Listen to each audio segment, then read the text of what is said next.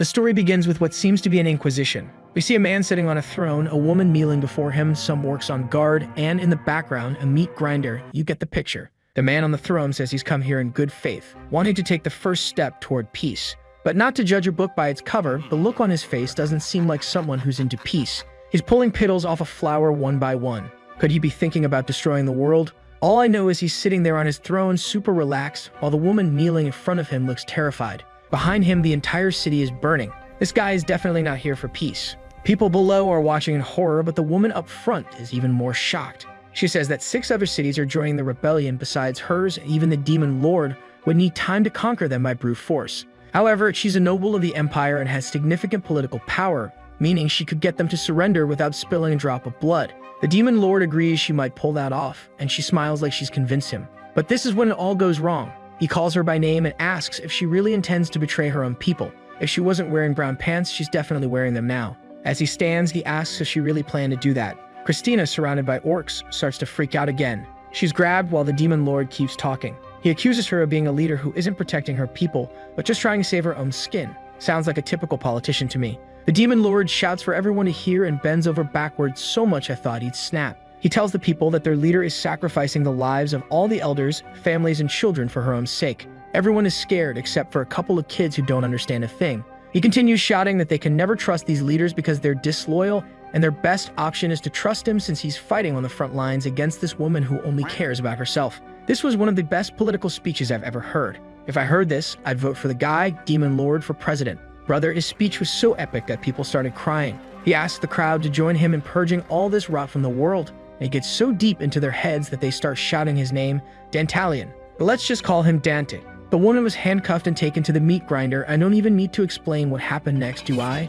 All I know is that everyone starts going nuts while the orc holds the woman's head. It's like a mannequin special effects, you know? Out of the 72 demon lords who rule this world, the usurper, ranked 71st, the weakest of them all, is also our protagonist, Dantalion Akadante. But before we get there, we need to go back in time, to when young Dan was still in the dumps, and I mean seriously messed up. He wasn't always a demon lord. In fact, he was just a regular human who hated his father. So many people grow up without fathers, and this guy hates his. He constantly wished his father would die, and one day he did. Careful what you wish for, kids. Sometimes wishes come true. The kid's father was a criminal. You could tell by his sleazy mustache and that shifty look in his eye. Besides being a crook, the guy was a womanizer, the anything-goes type. He hit on blondes, brunettes, Asians, Brazilians, and secretly, even men. Besides that, he was someone who really liked money, and I'm almost identifying with him. But it was his son who got screwed over in this story. Probably because of his father, he didn't have a life with many friends, but at least when the old man kicked the bucket, he left behind a nice fat inheritance.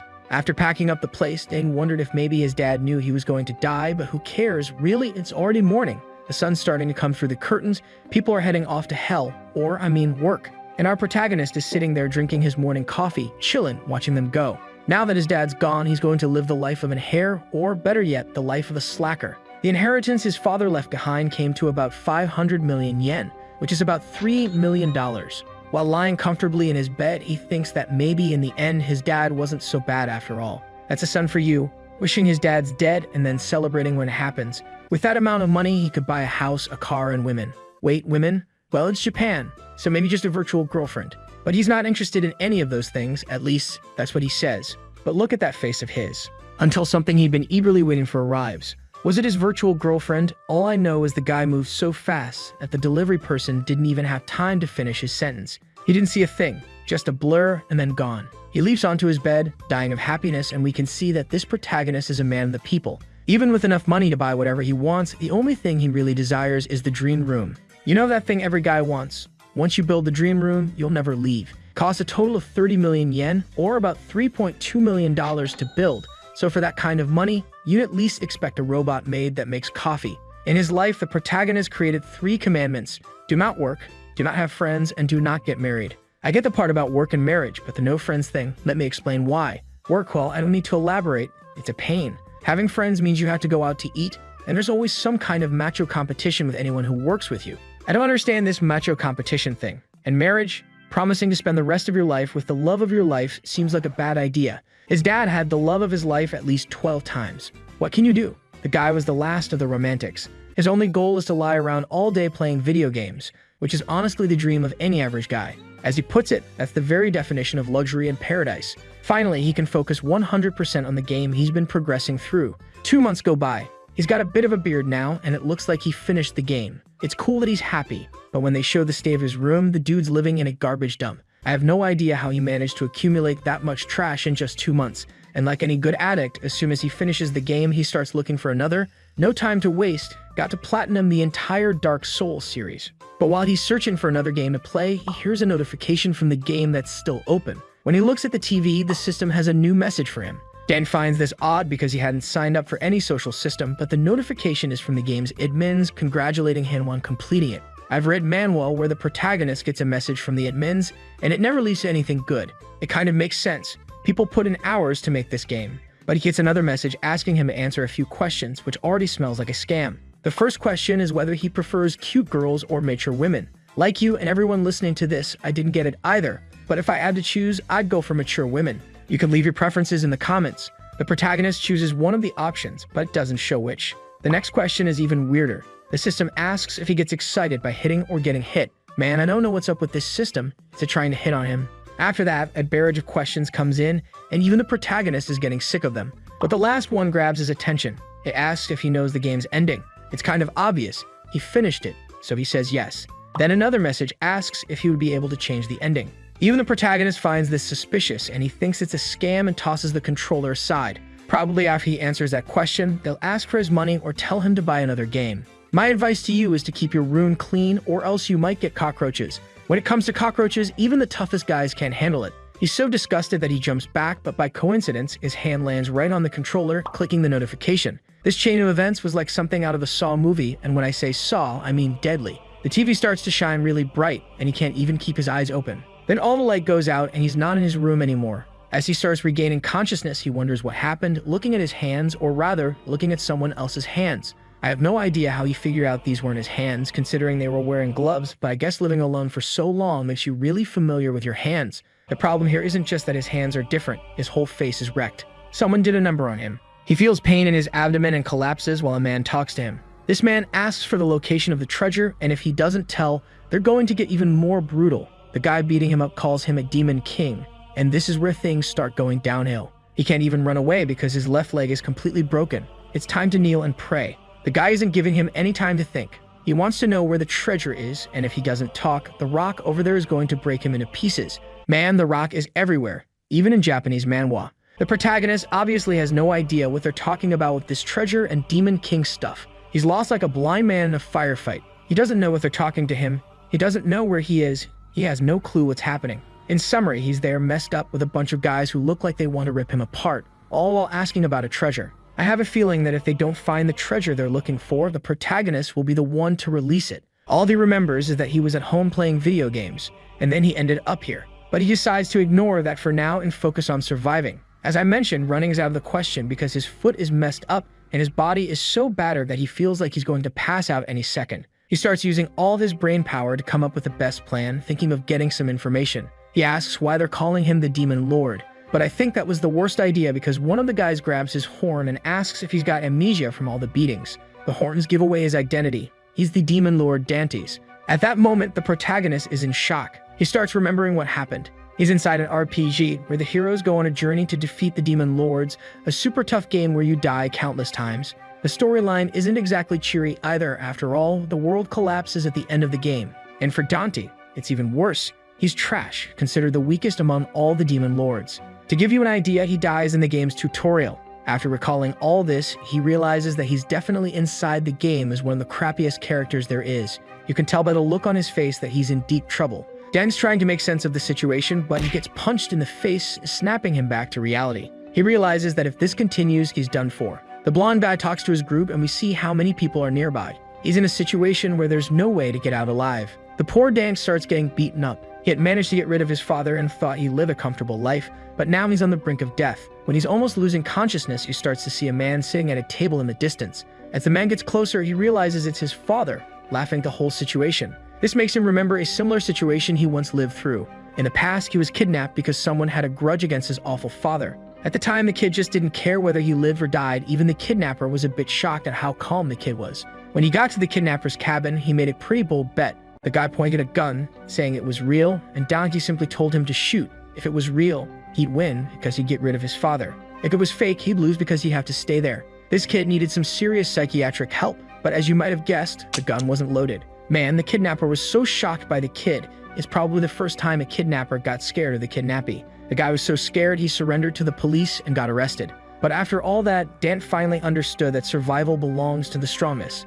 I don't know where he got that idea, and I don't get if the author wanted to make the character badass all of a sudden. The only thing I know is that he's currently on the ground totally beat up, while a bunch of buff dudes are eager to get his treasure. The blonde guy asks again where the treasure is while placing his foot on Don's head. He's already died once, so he decides to handle this however he wants. The blonde guy, having given up on getting his treasure, says he's not very patient and tells the rock to finish him off. The guy walks in holding this giant meat tenderizer mallet. He even asks if they're sure they want to kill him because then they won't know where the treasure is. But the blonde guy couldn't care less and says they'll find it without him. The rock holds the mallet like Thor, and as he's about to crush Dunk, the protagonist calls out for him to stop. The guy pauses with that massive mallet in midair, and just that tells you how strong he is. So the protagonist is going to have to use some tricks to get out of this. The blonde guy is thrilled that he's about to learn where the treasure is, and Dante, though battered, stands up with a look of rage in his eyes. He's going to survive no matter what. I have no idea how he stood up when his foot was messed up, but let's roll with it. He looks at everyone and says he's going to reveal where the treasure is.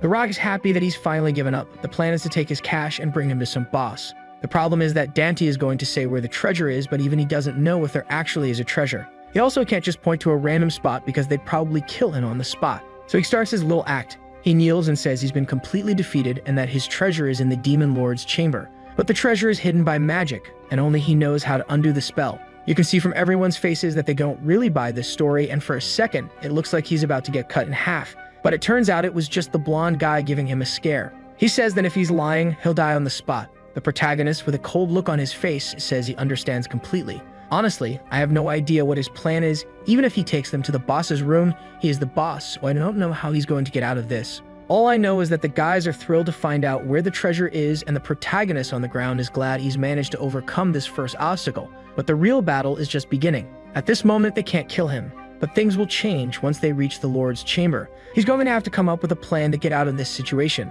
The tricky part is that they keep asking the Lord to walk faster. Technically, he shouldn't even be walking, considering the state of his leg. The leader realizes that Dante is just stalling for time and tells him to move faster if he doesn't want to die. This guy is probably the leader of the group.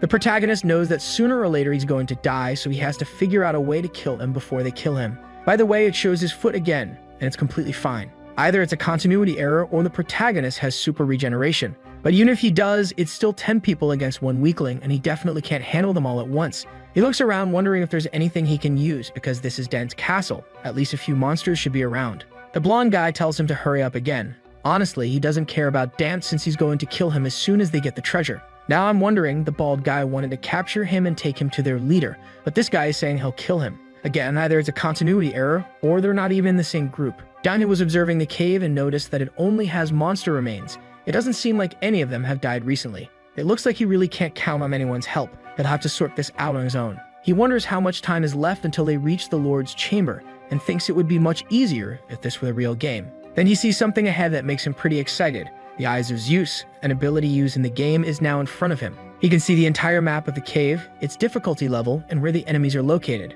The guy breaks into a hopeful smile, realizing that he can use the in-game abilities. The Eyes of Zeus is an OP ability that can reveal the location, position, items, and traps within a dungeon. It's a high-ranking ability that's only available in the latter half of the game. So you might ask how he can use this ability. During the tutorial, they unlocked all the overpowered S-rank abilities. That's why he can use them here. Up until now, he was annoyed that he became Dante, but it turns out to be quite handy. Looking at the dungeon's characteristics, he realizes there's no troop support available, but he gets a system notification allowing him to buy troops.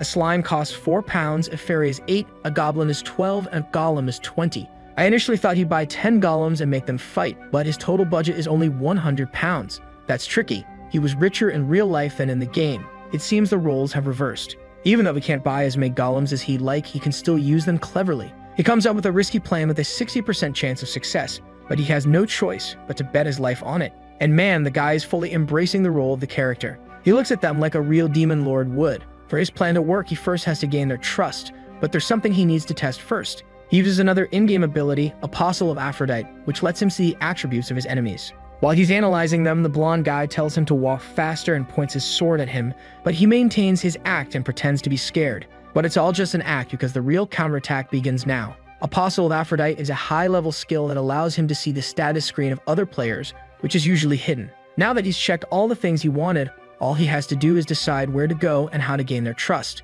This blonde guy has turned around about 15 times to tell him to move faster. He said he was impatient, but I didn't realize he was that impatient. Now that he can see his status screen, he discovers this guy's name is Leaf. Overall, he's a low-rank adventurer with only C-rank wisdom. Another interesting thing about this ability is that it allows him to check the target's recent thoughts. For the protagonist's plan to work, he first has to earn Leaf's trust, even if it means taking a few risks. The guy is now determined to kill the adventurers, not even just to survive. They continue walking through the cave, and Dan notices some bones on the ground. As the first part of his plan, he shouts for everyone to stop walking. The Rock looks at him in shock while Leaf asks what's happening. Dan apologizes for stopping them midway, but it's because there are several traps ahead. Leaf is nervous and unsure whether to trust this information, but Dante keeps walking, warning that if they go a bit further, dozens of invisible arrows will come flying at them. It might not even survive. I tip my hat to this protagonist. He's the god of acting. He should have won every Oscar. He says he'll go first to deactivate all the traps. Leaf isn't entirely convinced, thinking he's just making it up, but one of his team members checks the map and says the path narrows from this point and gets extremely dark ahead. This was a master move. If he'd done this in any other part of the cave, it probably wouldn't have worked. Even so, as Dan heads off to deactivate the traps, Leaf warns him that if he tries to run, he'll kill him himself. The protagonist, sly as he is, says he couldn't run because of his busted leg, even though his legs look just fine. If you compare with what was shown before, he shouldn't even be walking. He says this is his way of showing respect since they're different from the hunters who only try to kill him. Yeah, right, these guys are different. They rob first and kill later. Dan continues along the path and says if they don't trust him, they can follow, but he won't be able to ensure their safety. Classic move, leaving them to decide. Leaf, who doesn't trust him one bit, tells the team not to be scared by this story and to keep following him. But the guys aren't dumb. They're holding back, not wanting to take an arrow to the head. They're this cautious because at the cave entrance, there are traps too. They almost got crushed by iron pillars. Leaf asks if their men are mice, and from the looks of it, they're mice. The protagonist is loving this situation. You can see that sly smile as he walks away. He wonders if he's gone far enough. On his way here, he collected some arrows scattered across the map. He brought them along for no particular reason, but now they'll have to be useful. Yes, he's going to do exactly what you're thinking. He picks up the arrow and stabs himself with it. The guys waiting for him hear a scream from deeper in the cave, and I bet the only thing that wasn't an act was that scream. Everyone is shocked. If they didn't believe there were traps, now they do. Leaf asks what's happening, but Dante tells them not to approach because the arrows are still coming. But Leaf couldn't care less. He says he's going to move forward, and anyone who doesn't will die right there. The guys are terrified, but they got no choice. It's either go or die. As they go further into the cave, Leaf shouts for Dante, asking where he is, while one of his companions points out a trail of blood on the ground. Following the trail, they find Dan lying on the ground with an arrow wound in his leg. He gets up slowly, saying he passed out from the pain. Leaf, looking around to check for traps, asks what happened to them, but Dante says not to worry since he managed to deactivate them all. The guys are relieved, thinking their lucky stars that they won't get hit by any arrows. Leaf asks why he helped them since it would have been better for him to keep quiet, but the protagonist keeps his act up, saying it's because they're different from the previous adventurers. They didn't kill him as soon as they saw him, so he's going to try to help them stay alive as much as possible. If they believe this lie, I'm going to lose it. Even I wouldn't believe him in this situation. Danny keeps saying he was hit by one of the arrows while removing it from his leg, and I think he's a bit dumb because everyone knows that if an arrow hits you, you shouldn't pull it out. You should break it off. After removing it, he tells them to keep moving, and surprisingly, Leaf and all his companions actually buy his story. Dan can confirm this by checking their status screens as the trust level has increased. They're trusting him a lot more now. But this level of trust isn't enough. The performance has just begun. Another notification pops up saying his charisma has increased. It seems like his stats increase when he meets certain requirements. Since I don't think this story will let the protagonist become OP, we'll have to change his name to the Demon King of Acting. Leaf thinks he can use him if he plays his cards right, but says that with a wound like that in his leg, the only thing he'll do is slow everyone down. So he orders one of his companions to offer Dante a shoulder to walk with. The protagonist is surprised by this act of kindness and thanks him, but Leaf says it's just gratitude since he saved them first. He's doing well with his act, but their boss isn't so easy to fool,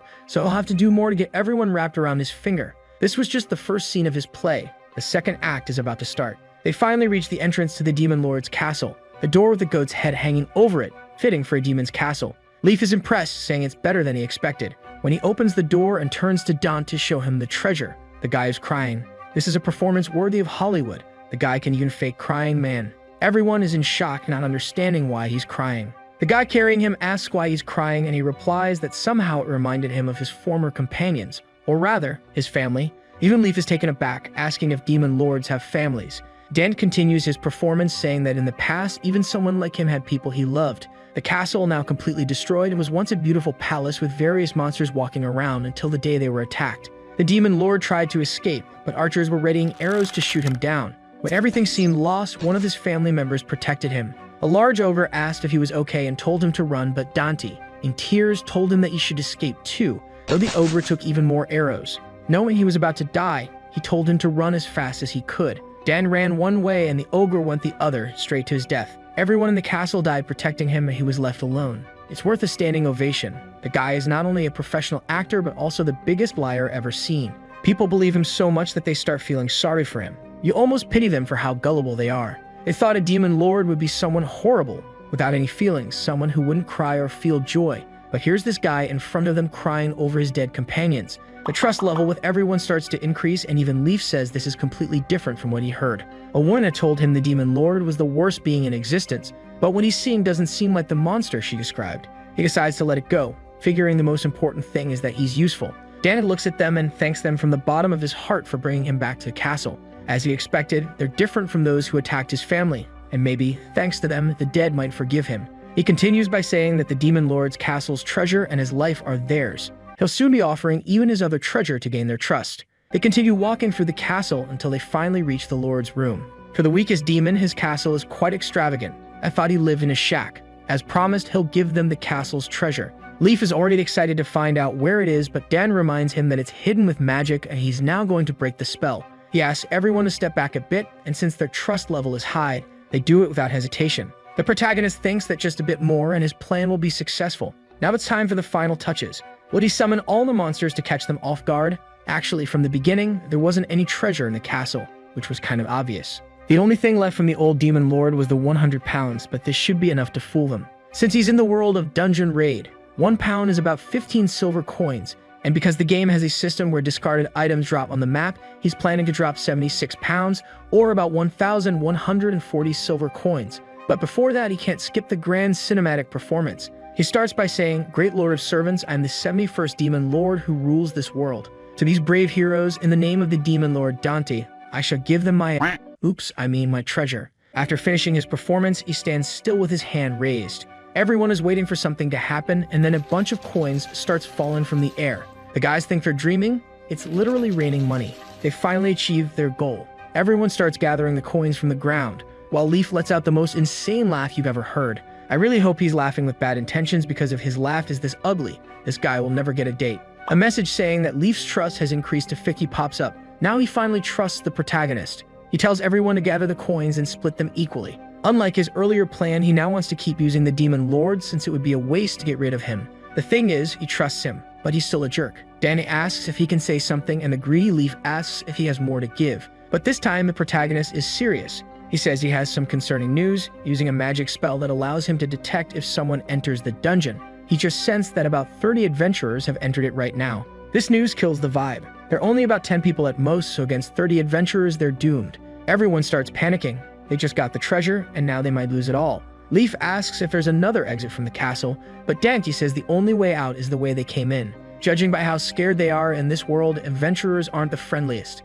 They say if they run into them, they could be massacred. The protagonist says that if they can't avoid the adventurers, they'll have to face them, leaving Leaf confused since there's no way they can win against a group that large. Danny asks if Leaf has the map, lying that his powers aren't strong enough to determine which route the adventurers will take. There are 3 routes leading to the castle, and if he's used as bait, the enemies will likely use some kind of magic to track him. This way, they'll take a different route, allowing his group to escape through the exit. For a moment, Leaf even thinks he's sacrificing himself, but he quickly changes his mind, asking if Dante is just planning to run away. The protagonist plays his role, saying he'd never deceive them, and suggests they have a proposal. He whispers something in Leaf's ear that makes him quite excited. Could it be the treasure later on? Leaf tells him not to share the plan with the others while instructing his allies to get organized. This was all part of the protagonist's plan. He assumed Leaf wouldn't believe him, so he devised this scheme. A bit later, you can see that they split into 2 groups, with 5 people going with the Demon Lord. One of them even remarks that their leader's move was incredibly brave. Going back a bit, Leaf tells them to collect all the coins as quickly as possible.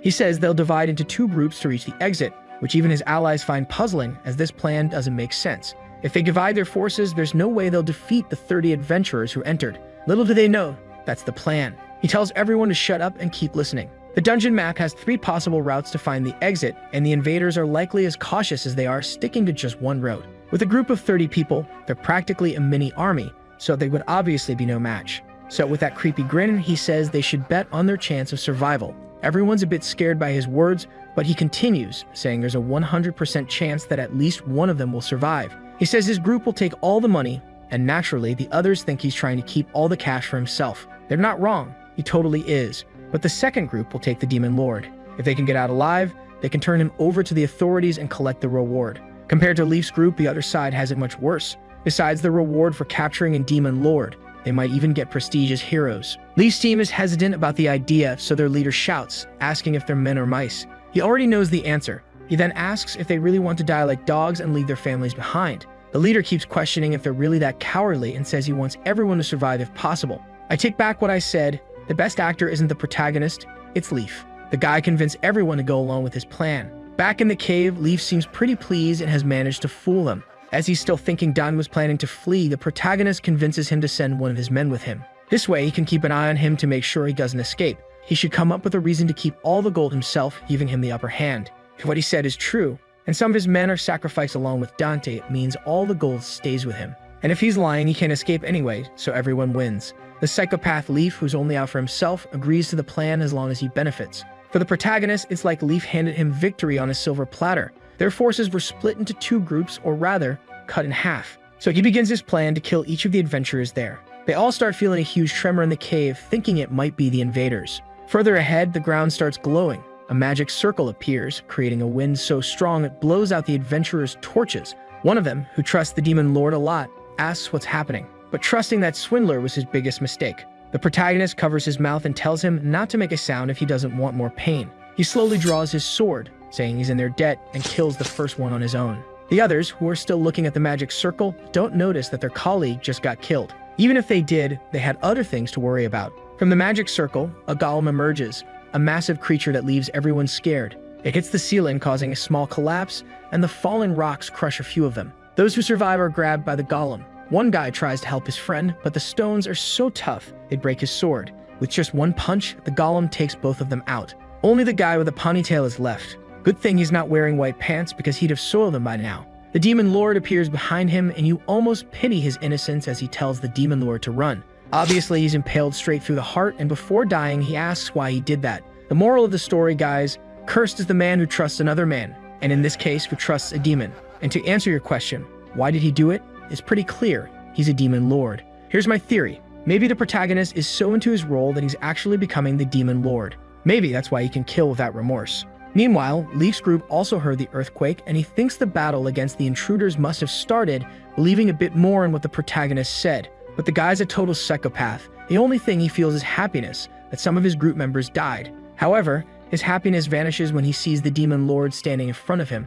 Yuna was surprised by this sudden appearance. Leaf is in shock, wondering why he's there, but the Lord just stands there, cold and calculating, staring at them. Leaf realizes there weren't any intruders, but he asks where the other members of his group are. It seems he's still trying to believe in the Demon Lord. However, drawing his blood-stained sword, Dandy says he killed all of his companions. His acting is so convincing that it feels like he did it all by himself. Leaf starts getting mad, thinking this must be some kind of joke, though the only joke being played was dance manipulation and deceit. To make them even angrier, the Demon Lord says they were just idiots, and it was extremely funny seeing the looks of despair on their faces. Even the psychopath Leaf gets mad at that. Everyone realizes he was fooling them from the beginning, and Dante doesn't stop adding fuel to the fire, saying he could only trick them because they're as dumb as monkeys. I thought he was a bit harsh on monkeys there. Did they really think a Demon Lord would side with humans?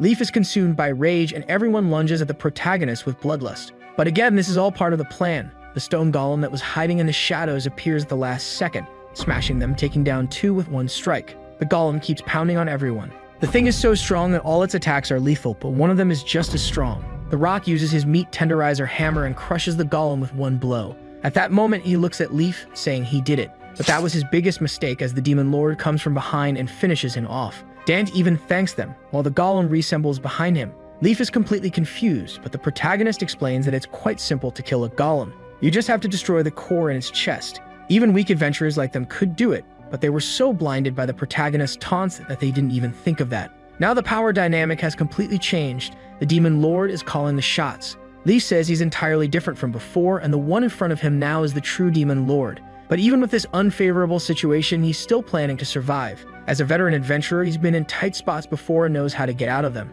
Like I said, the roles have completely reversed, and now Leaf is the one doing the shoddy acting. He even calls the Demon Lord Sir. He drops his sword to the ground, saying he surrenders, and like he's given up on life, he asks Down to kill him quickly and without pain. The protagonist slowly approaches with his sword in hand. It seems his plan is working, and once he gets close enough, Leaf will use the hidden dagger on his back to finish him. He can do it since his stats are much higher than the protagonist's. As Dant gets closer, he glances at the monster price list again. His money is enough to buy a slime. Meanwhile, Leaf gets more excited with each step he takes, but the protagonist suddenly stops a bit further away than Leaf planned. Leaf is puzzled, wondering why he stopped, but gets his answer right away. Using his ability, Dan can see through him. He can literally read everything he's thinking. He knew from the start what Leaf's plan was. I have to admit, this protagonist knows how to crush someone's self-esteem. He really became the Demon Lord character. He says that it's really over this time, checkmate. Leaf is furious, wondering how someone he thought was so weak could dare mess with him. As he lunges at the protagonist, he says he's the only victor here. His attack aims straight for Don's neck, but before he can land the blow, he falls flat. Looking down, he sees a tiny slime stuck to his foot, pinning him to the ground. The guy was so mad he didn't even notice the slime. Seeing that Don's gotten closer, he tries to attack again, but his plans are foiled once more as the golem grabs and crushes his arm. I'm starting to feel sorry for this guy. To make matters worse, the protagonist keeps humiliating him, asking how it feels to be crushed by someone he thought was weaker, and what it's like to be killed this way. He pulls out his bloodied sword, while Leaf wonders where he went wrong. Was it when he didn't kill Dante immediately, or when he got the map from that woman? The truth is, his mistake was challenging the Demon Lord from the start. He realizes he should never have gone against him. Even if he's weak, he's still a Demon Lord. Guys, I take back everything bad I said about this story. This scene was amazing. I can't wait to see this protagonist become a Demon Lord to be respected. Right after that, he seems to be in a white mist. In it, he sees his father's face telling him to get ready. He obviously can't stand seeing this man's face anymore and says that as if being in hell wasn't enough. Now he has to keep looking at his ugly mug.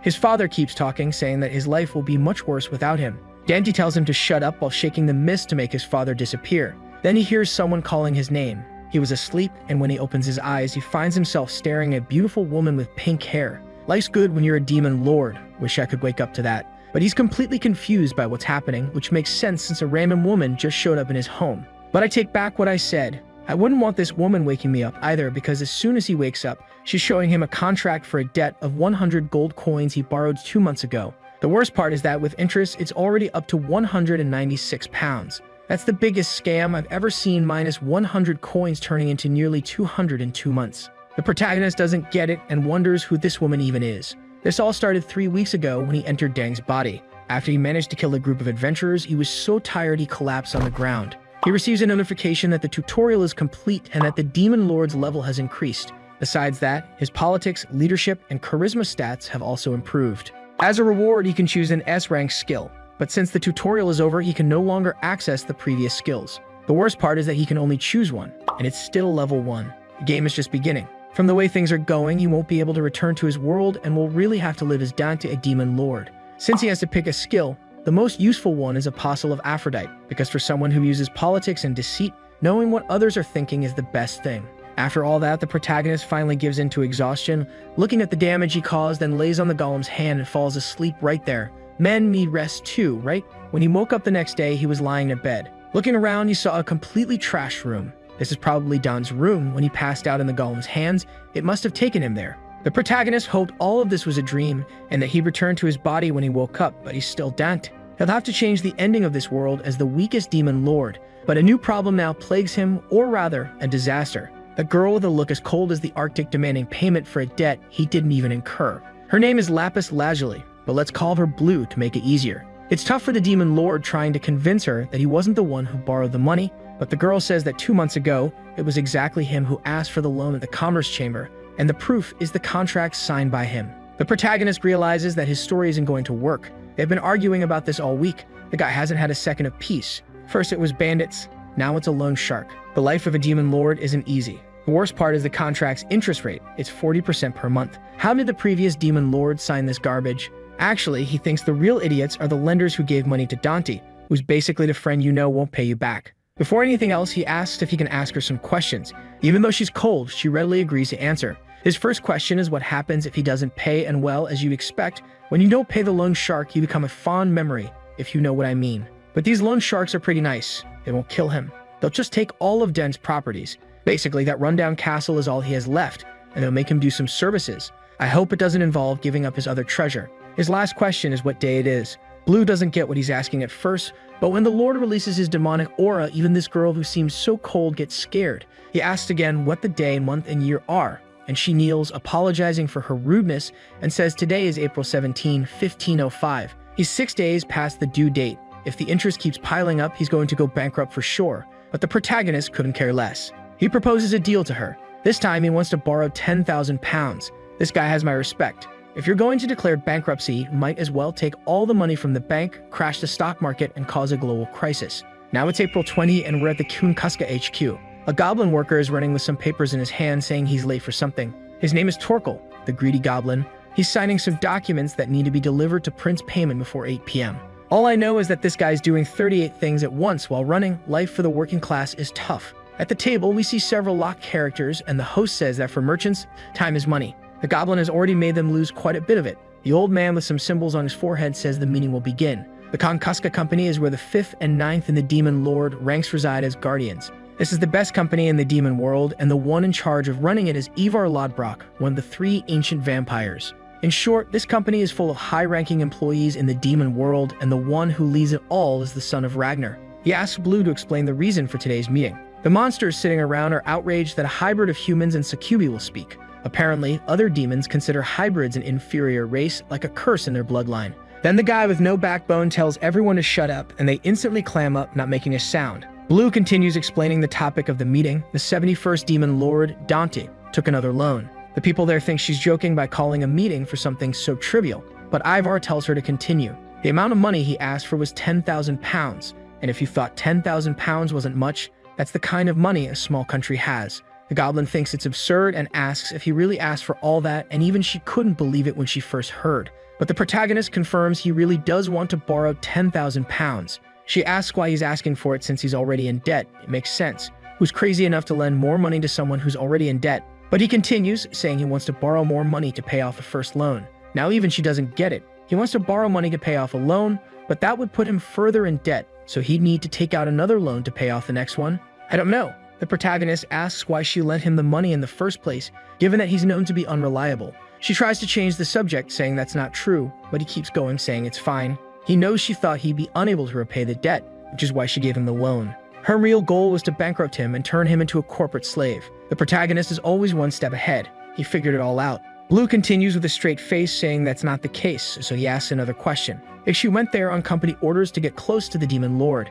but she insists she did it on her own. The protagonist gives a little chuckle. It seems he likes other liars too. Back to the main point, he says that if she lends him all that money, it means he'll be a lackey for the company for the rest of his life. 10,000 pounds for his soul isn't a bad deal. For her, it would also be great, since if she could turn a demon lord into a corporate lapdog, she'd definitely get promoted. The protagonist even grabs her chin and asks, while looking into her eyes, if she agrees with this. This guy knows his moves to win over a waifu, but it seems like he's not that smooth because she quickly pulls his hand away from her face but agrees with the plan. The goblin is wondering if there's some trick behind this. Asking for 10,000 pounds when you can't even pay 100 seems insane. Ivar also finds it strange and asks her to continue. The protagonist knew this might happen, so he tells her to say that he's gone mad. The best strategy is to act crazy. Everyone will understand any nonsense you do. He starts saying that a plague would turn the world upside down, and he would be the one to create the cure, all for the sake of a loved one. Everyone there is confused, wondering who Downey's loved one could be. But she continues, saying the loved one is her,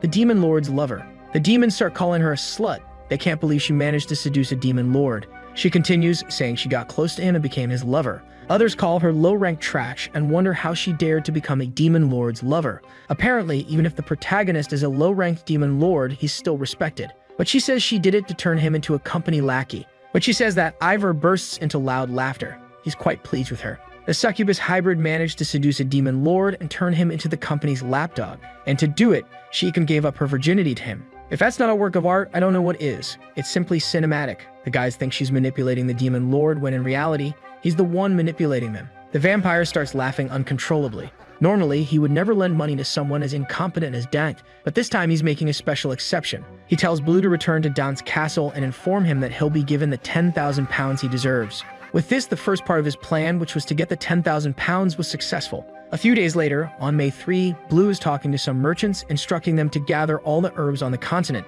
The guy is a bit shocked that she's spending 8,000 pounds to hire people to do this and even questions what she's going to do with all these herbs since they're just ordinary herbs. She tells him not to worry about the reason since these are direct orders from the demon lord and tells them to start as soon as possible. As she's walking through the city, her beauty attracts the attention of many men. Rumors that she's the demon lord's lover have spread, and people are also saying that he must be insane to have spent that much money. Quite a bit later, on July 20, Blue arrives to talk to Dante. As he had asked, she successfully obtained all the herbs from the continent, and warehouses have been built to keep them safe. Honestly, even she doesn't know why she's following his orders. She asks what the heck he's doing. What he's done so far is say that an epidemic is about to hit, and he spent 80% of the money on a useless herb. In short, even she thinks the guy has lost his mind. But Dante continues to play it cool and tells her to figure it out on her own. But first, he'd like to congratulate her on her hard work and offers a toast. She thinks about refusing, but accepts the drink after he guilt-trips her by saying he did all this just for her. The guy is like a psycho. This drink must be spiked for sure.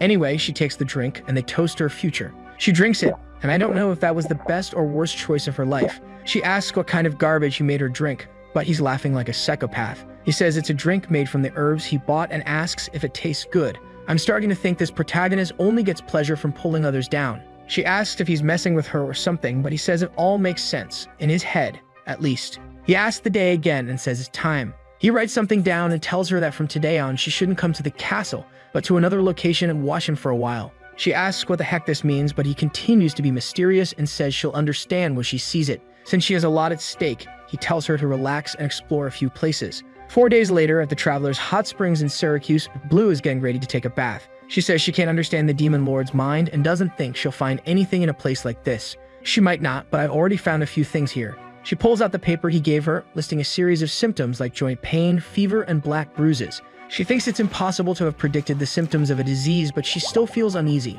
She hears a scream, and when she looks, a child is fainting on the ground. The girl passed out of nowhere and says her whole body hurts. When Blue checks, the girl is burning up and orders her to be taken to the clinic immediately. She's shocked when she sees a black mark appear on the girl's neck. All the symptoms he described are showing up in this girl. More people start passing out around her, and she realizes that everything he said so far is true. That's what you get for not trusting the protagonist. If she hadn't drunk the tea, she'd be dead now too. At the clinic, some patients have already died. Just within an hour, 30 patients have shown up. Blue is in shock, sitting on a bench, still not believing he managed to predict this disease. The doctor in charge asks if she's feeling alright since everyone at the bathhouse has died except her. He suggests she leave the city quickly to avoid getting infected. She remembers the tea she drank, and even though she finds it impossible, she can't see any other explanation but to admit that he was right. A few more days have passed, and now it's July 16, and Tinkerbell is carrying a scroll through the castle's corridors. In this story, nobody stays idle, even Tinkerbell is put to work. She enters the meeting room where the goblin is.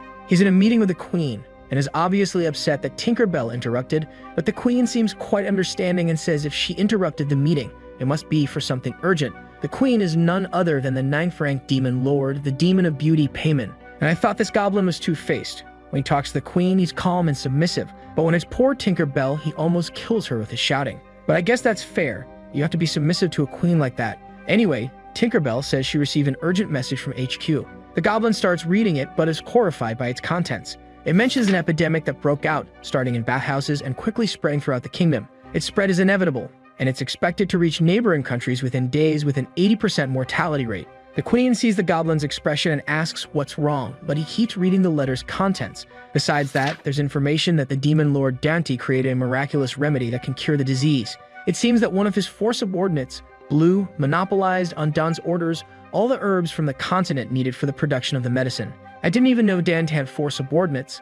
I thought he had none. The queen asks to read the letter's contents, but her reaction is quite different from what you'd expect. She doesn't seem mad at Dante or anything. She just finds the situation interesting. Back at his castle, Dante is looking at the sky. Now answer me how he's looking at the sky when his castle is in a cave. He notices a storm approaching and Blue is also approaching. Dan comments that she returned faster than he expected and asks if she managed to relax a bit and spread her wings. The worst part is the protagonist acting clueless, asking why she's so pale. This guy took her to the edge of the slaughterhouse and then asks if she didn't enjoy it. She questions if he knew about this from the beginning.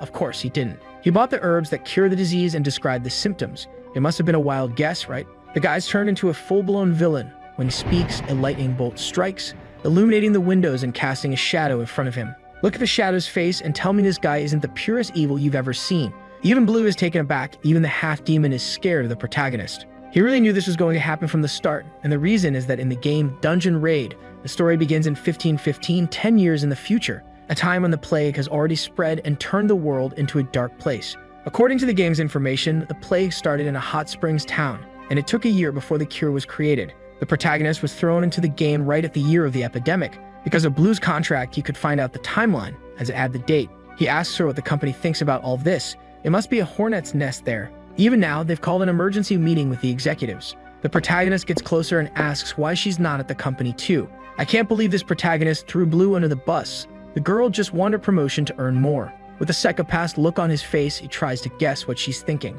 Though guessing might be a strong word, given he has that mind-reading ability. He continues, saying that going back to the company now could be a risk to her life. Since it's impossible to predict a plague, the higher-ups might think this was intentional. But who would do that, and why? The only answer would be Blue, who seduced a demon lord as his lover, then pretended to turn him into a company pet, and then, coincidentally, was at the spot where the plague started. In short, he's managed to make her the prime suspect, which is why she went to him instead of the company. Since childhood, she's always been treated like a half-breed with bad blood. She had to work hard to get where she is, and everything she's built up will collapse because of one man. She doesn't even really know this man. He's totally different from the Dant she knew before. Unlike the other one, this Dant really acts like a true demon lord. Danny says there's only one path left for her, to kneel and become his servant, and he'll promise her power. But this power isn't physical, obviously, because he's a weakling. He'll put her in charge of all transactions related to the cure. Because of the plague, many people, if not most, will die, whether they're children, young people, powerful individuals, overweight folks, black or Asian people.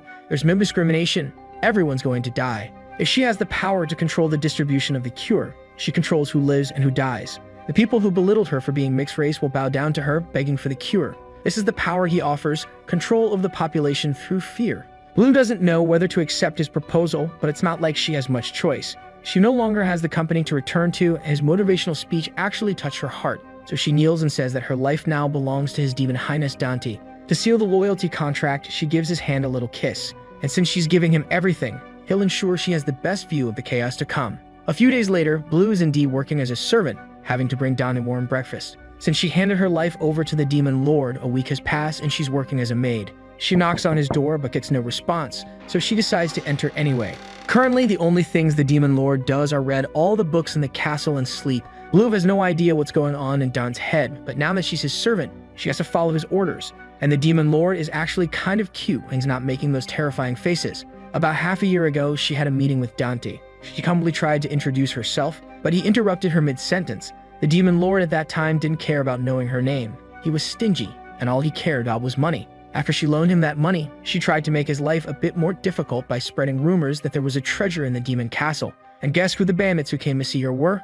Of course, it was Leaf. However, this demon lord in front of her surpassed all her imagination. He has the lives of millions of people in his hands. It's as if he's transformed into a completely different person. Looking at him, she wonders how he can sleep so peacefully. The answer is simple. He doesn't care if everyone else suffers. They already received letters from several countries about the medicine, but her old company is still pretty quiet, which is quite strange. Meanwhile, at the company, the fat goblin is talking to Ivar, asking for permission to enter his room. The guy really lives up to his name of being a vampire. When the goblin enters the room, he's sitting there, illuminated by just 3 candles. Looking at his face a bit more closely, he seems a bit more worn out than before. He asks what the current situation is, and the goblin says it couldn't be worse, as the virus keeps spreading rapidly. According to the company's analysis, about 30% of the population is going to die. The goblin is in shock, asking if he's joking, but the guy gives him a threatening look and asks if he's ever joked before. Starting today, all the lords will stop doing business with them.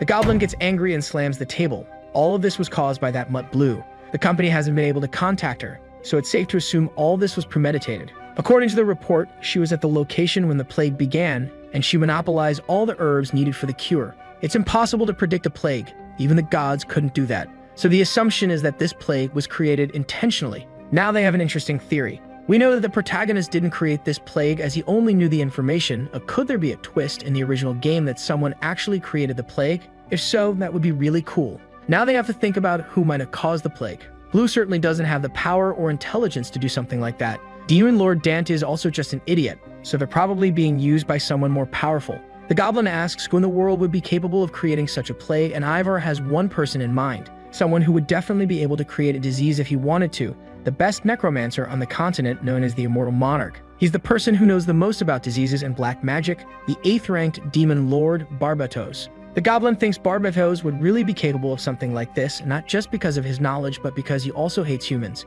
In the past, he's waged many wars against them, and the way this plague is spreading, humans could even go extinct. Ivar says that's the nature of demons. The goblin questions whether it was really Barbatos who did this, and if it was, what would be the plan to go against him? The company has good relations with all the demon lords, which is why it has grown so large and prosperous. If he goes against a demon lord without evidence, the others could turn against the company. But he says he already has enough evidence. Blue and Dante. I'm already predicting that this old vampire is going to mess up big time. A Elf appears from the shadows bringing news. Even the goblin didn't sense her presence. When Ivar picks up the scroll, the guy starts laughing uncontrollably. He orders the goblin to contact Queen Payman, as she's the only person who would stand against Barbatos. Queen Payman and Barbatos are on bad terms, so she's sure to not hold back against him. The old man starts to lose it, saying they'll never try anything against him again. The guy disappears from the chair he was sitting in, and when the goblin looks behind him, he's biting the elf. He literally started showing his fangs, saying he's going to make Blue a part of his collection. Meanwhile, poor Blue is trying to wake up the protagonist. She's calling him repeatedly until he finally wakes up. I would have just slapped him. When he finally does, Blue says there's a summons, and the protagonist asks what it's about. Apparently, it's for a meeting called Walpurgis Night, a day when all the demon lords are summoned to one place. Meanwhile, what looks like a witch is singing about Damp and his romance with a half-succubus. While Blue is telling him to walk a bit faster, Dante decided to dress up nicely this time, picking the best outfit from his wardrobe. But as someone who hates leaving the house, he's wondering why he has to go. She finds it strange that the Demon Lord doesn't know about the Night of the Demon Lords and asks if he's ever been, but obviously he says he hasn't. He just took over Dan's body. I don't even think he knows if he's been or not. This night is when all the Demon Lords gather to discuss matters that go beyond their nations. It's all to maintain order in the world. The protagonist is less interested in going, but she insists, saying the topic this time is the spreading plague. That's reason enough for the protagonist to be required to attend, given that he has the monopoly on the cure. If he doesn't attend, they could use it as an excuse to use force against him. That would be bad for them. If everything stays at a discussion, he can resolve it, but if things escalate, he can use Blue. That's why he spent so much money in the first place. He asked her how they're going to get there, as traveling by land could be risky, but Blue, being the best employee in history, has that covered. She looks at her watch and tells him to wait just a moment, and then singing is heard in the distance. The witch from earlier arrives. As the protagonist sees her, he's in shock. Even I was surprised because the witch looks like she's 12 years old. But it's not just one witch, there are 5. They're the Berber sisters. The protagonist is still in shock, looking at them, and even asks Blue if it won't be a problem since they're just children. The first Japanese protagonist with a sense of awareness. She gives him a deadpan look and explains that you shouldn't judge a book by its cover. These witches have contracts with demons that keep them eternally young.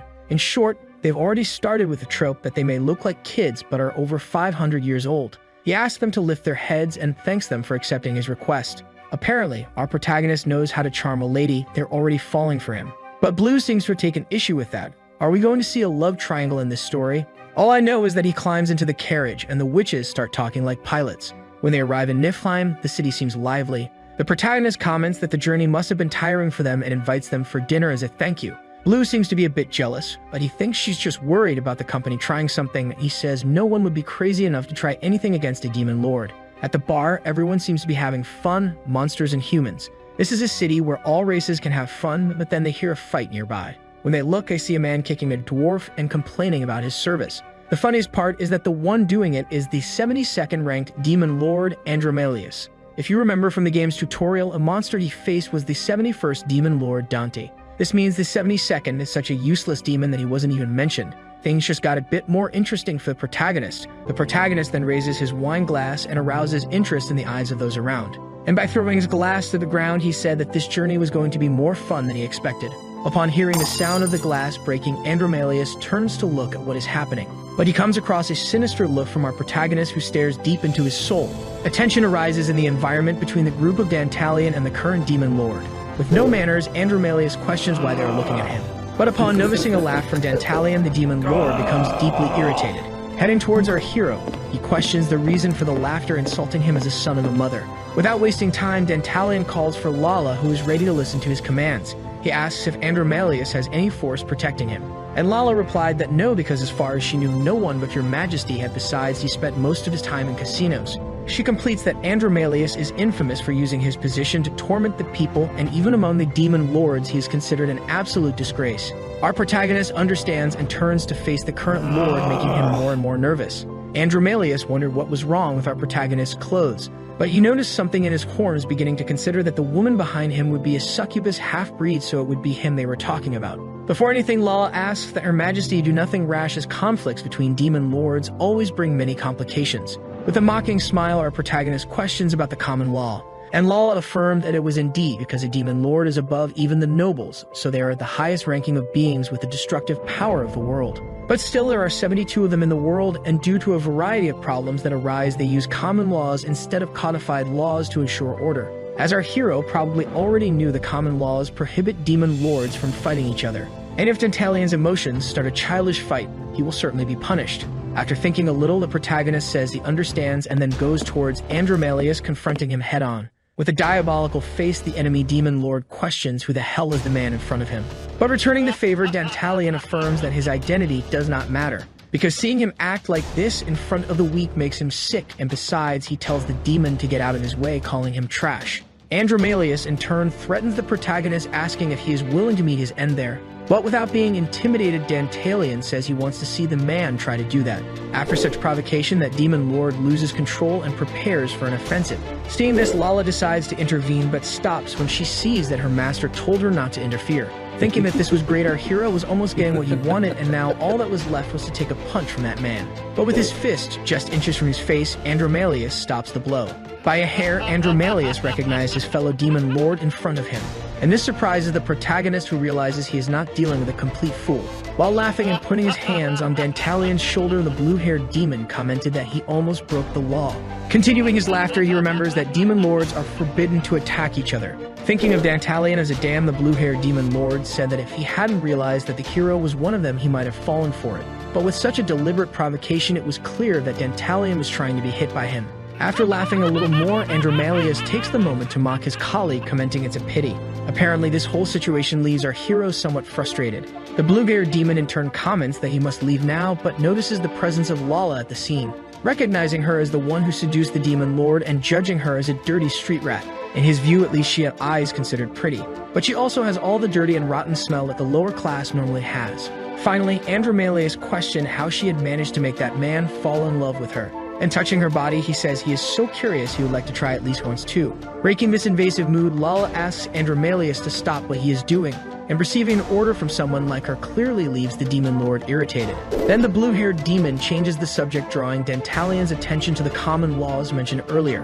With a sadistic expression, he affirms that it applies only among the demon lords. Andromalius raises his fists against the girl and punches her in the face with tremendous force. What he was trying to say, in other words, is that one could attack anyone who was not a demon lord. Saying that Lala is still fine, Andromalius states that he will beat her up in addition to using her in various ways, and after that he will return her to our protagonist. He provokes Dantalion while laughing, saying that even though she's a dirty rat, he will take good care of her. In the face of all these events, our hero, with a serious countenance, just adjusts his coat. After telling his Machiavellian plan, the blue-haired demon lord begins to laugh in the middle of the square. And with Lala on the ground in a terrible state, he continues to question if everyone is seeing him and affirming that he will show no mercy to anyone who dares oppose. Then Andromalius orders everyone to kneel before his presence and start worshipping him.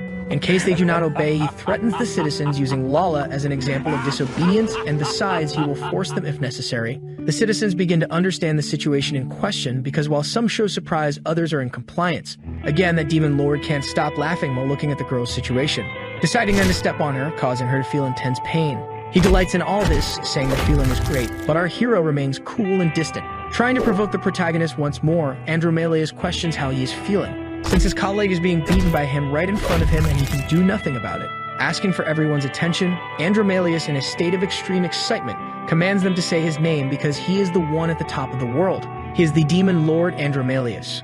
In contrast to his happiness, now an expression of anger takes over the demon lord, because he notices that Dantalion is laughing and questions him about what is so funny. Dantalion says it was nothing much, but Andromalius has been speaking so arrogantly until now. Yet still, the hero wonders how many people there will really follow him. In a frenzy, the blue-haired demon lord questions if the protagonist is some kind of sore loser, because it is customary that if they do not follow him, he will dominate them by force, just like that dirty half-breed. In an ironic provocation, Dantalion asked if there was anyone in this world who had been dominated by him by force. This deeply irritated Andromalius, but something surprised him even more at this moment. Behind him, the woman slowly rises, standing in front of him and wiping her face with her hand. Andromalius calls our hero cursed and warns that he should have kept his mouth shut because now he is angrier than ever. Lala, however, does not stop staring at the Lord, who in her mind generated disrespect for his authority. He then hits the girl again in her face for daring to challenge him. But before his eyes, the unexpected happens, with Lala not yielding to his attacks and standing resilient while staring at him once again. As he raises his fists in another attempt, Andromalius tells the girl not to be so arrogant because an insect like her should kneel before his presence. In the face of all this, Dantalion for now just watches his companion get beaten by that man, because he thinks that Lala was someone who lived in the trash as a half-breed since she was a child, so she was already used to being beaten this way. In this case, the enraged fists of Andromalius no longer hurt her enough.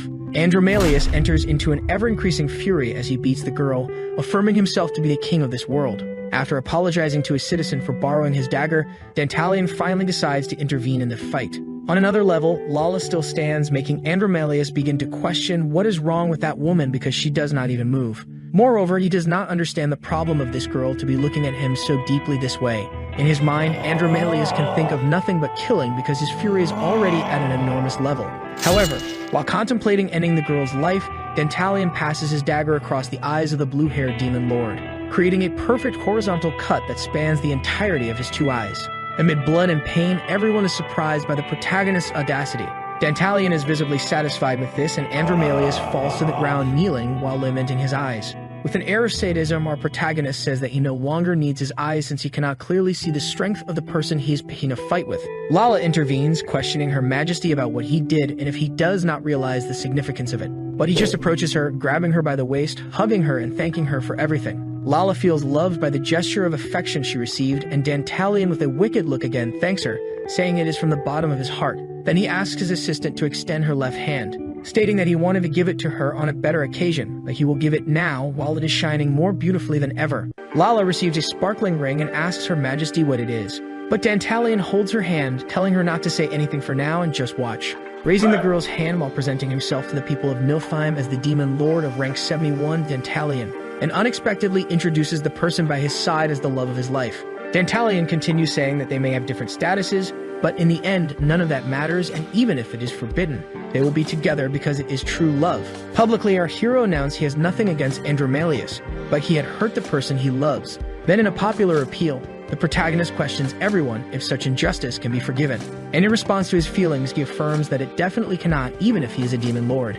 In the middle of the city square, the protagonist's declaration is heard by all who cannot believe that this is happening. A demon lord is really breaking the laws of the lords just to save the love of his life. In the face of that commotion, Dantalion asks his dear Lala to take a step and look back, because it is now that things will get interesting. In his speech to the people, the protagonist claims that they all submit to a questionable demon lord. When asking if they are really okay with this, some of the citizens begin to buy into the speech and revolt.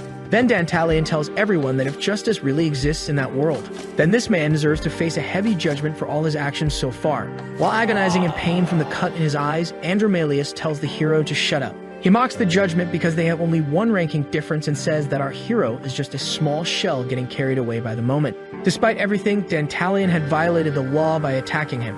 While laughing in his blood, the blue-haired demon lord affirms that it will be the hero who will be judged. In such a case, he throws his hands in the air, commanding someone to punish Dantalion, because he had violated the common law, and if the citizens decided not to obey the command, he affirmed that he would end them all. He prides himself on the situation, judging Dantalion as a fool who has no right to judge him. But our hero approaches his fellow demon lord while laughing. The protagonist asserts that Andromalius was being very arrogant even when he had understood everything wrong. That demon lord, in turn, really gets confused with what is being said. And again calling for the attention of the people, Dantalion affirms that in the name of the demon lords, he will judge Andromalius, which makes everyone uneasy.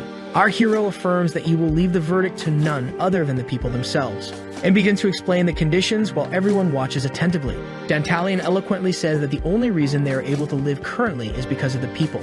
However, that man was simply born as a demon lord, not understanding the real meaning of power, and moreover, instead of fulfilling his tasks, he spent all his time drinking in bars and gambling in casinos. So finally he dared to raise his hand against the weakest. So what kind of demon lord is that? In the words of our protagonist, the world does not exist for people like him, but rather for people like the citizens of that land. The natives gradually adhere to the hero's speech, and he asks whether for this land and for the future of the nation, such a man truly deserves to live. Then he throws the decision to the public, saying it is time for them to rise as the heroes of Nilfheim. With mirrors on edge after hearing such a declaration, Andromalius tells the hero to shut up and asks the city's citizens to follow his commands. He continues his tantrum while cursing everyone and tries to force them to follow his desires. However, Dantalion simply provokes his fellow demon lord by questioning why he is panicking and humiliating himself to this level. Asserting he already knows the reason, our hero surmise it must be because of the small wound he made on Andromalius.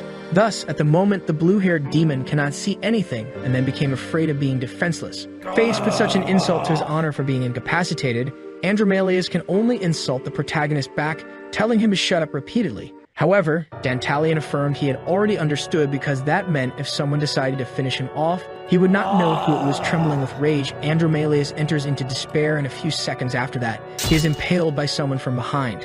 After receiving the attack, the blue-haired demon lord asked who had done this to him. However, the citizen, in a heap of emotions, decides not to answer the question. Before anything else, our hero approaches, placing his hands against Andromalius' shoulders. He claims that so far, everything has been according to his plan, so the man has his sincere thanks. Faced with such a declaration, Andromalius could not believe what our hero was saying. But upon analyzing the sound of the place, he realized a cruel reality. Dantalion was no longer there, and at the moment, all that could be heard were angry people preparing for a collective attack against him. At that time, all that remains for the blind demon lord is to plead for his life and hope for compassion from the village citizens. In an act of clemency, Andromalius questions the local population about their decision and asks them to reconsider. But the man's fate is already sealed, and Dantalion just laughs, saying you reap what you sow.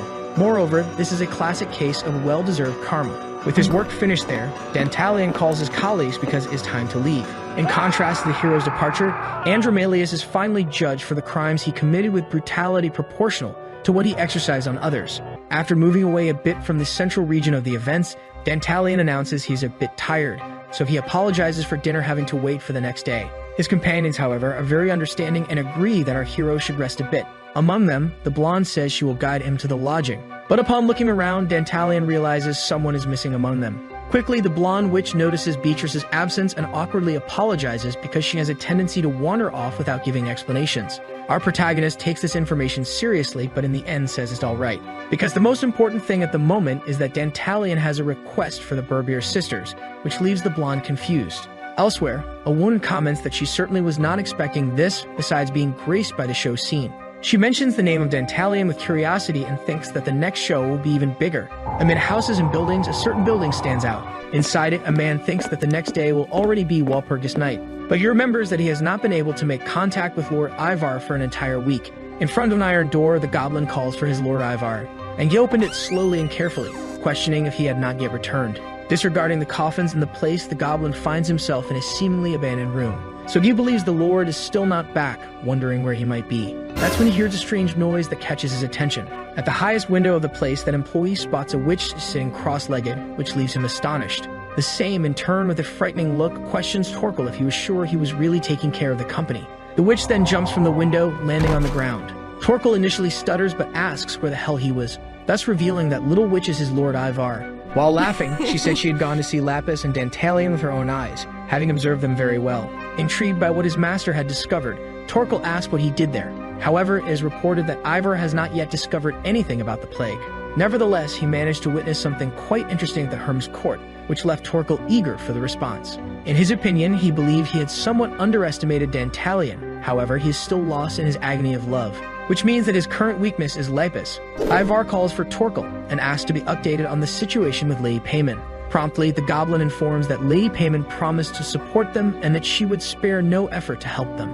That said, Ivar bursts into laughter as he enters his coffin, and finally he states that he understood, closing the door. From the coffin, a powerful purple aura emanates throughout the place. Within the aura, blue energy spheres emerge, initiating a transformation. Continuing his laughter, Ivor now prepares to exit the coffin. But with his real appearance, he then asks to communicate what he is about to say word for word to Lady Payman. And nostalgically, he thinks it has been 100 years since he has waited so long for a day like he awaits tomorrow. 24 hours after the Andromalius incident, the Walpurgis Night Day finally arrives. The guards are on alert in the castle to ensure the safety of the guests. And it is reported that the rank 9 demon lord has arrived, so everyone should prepare.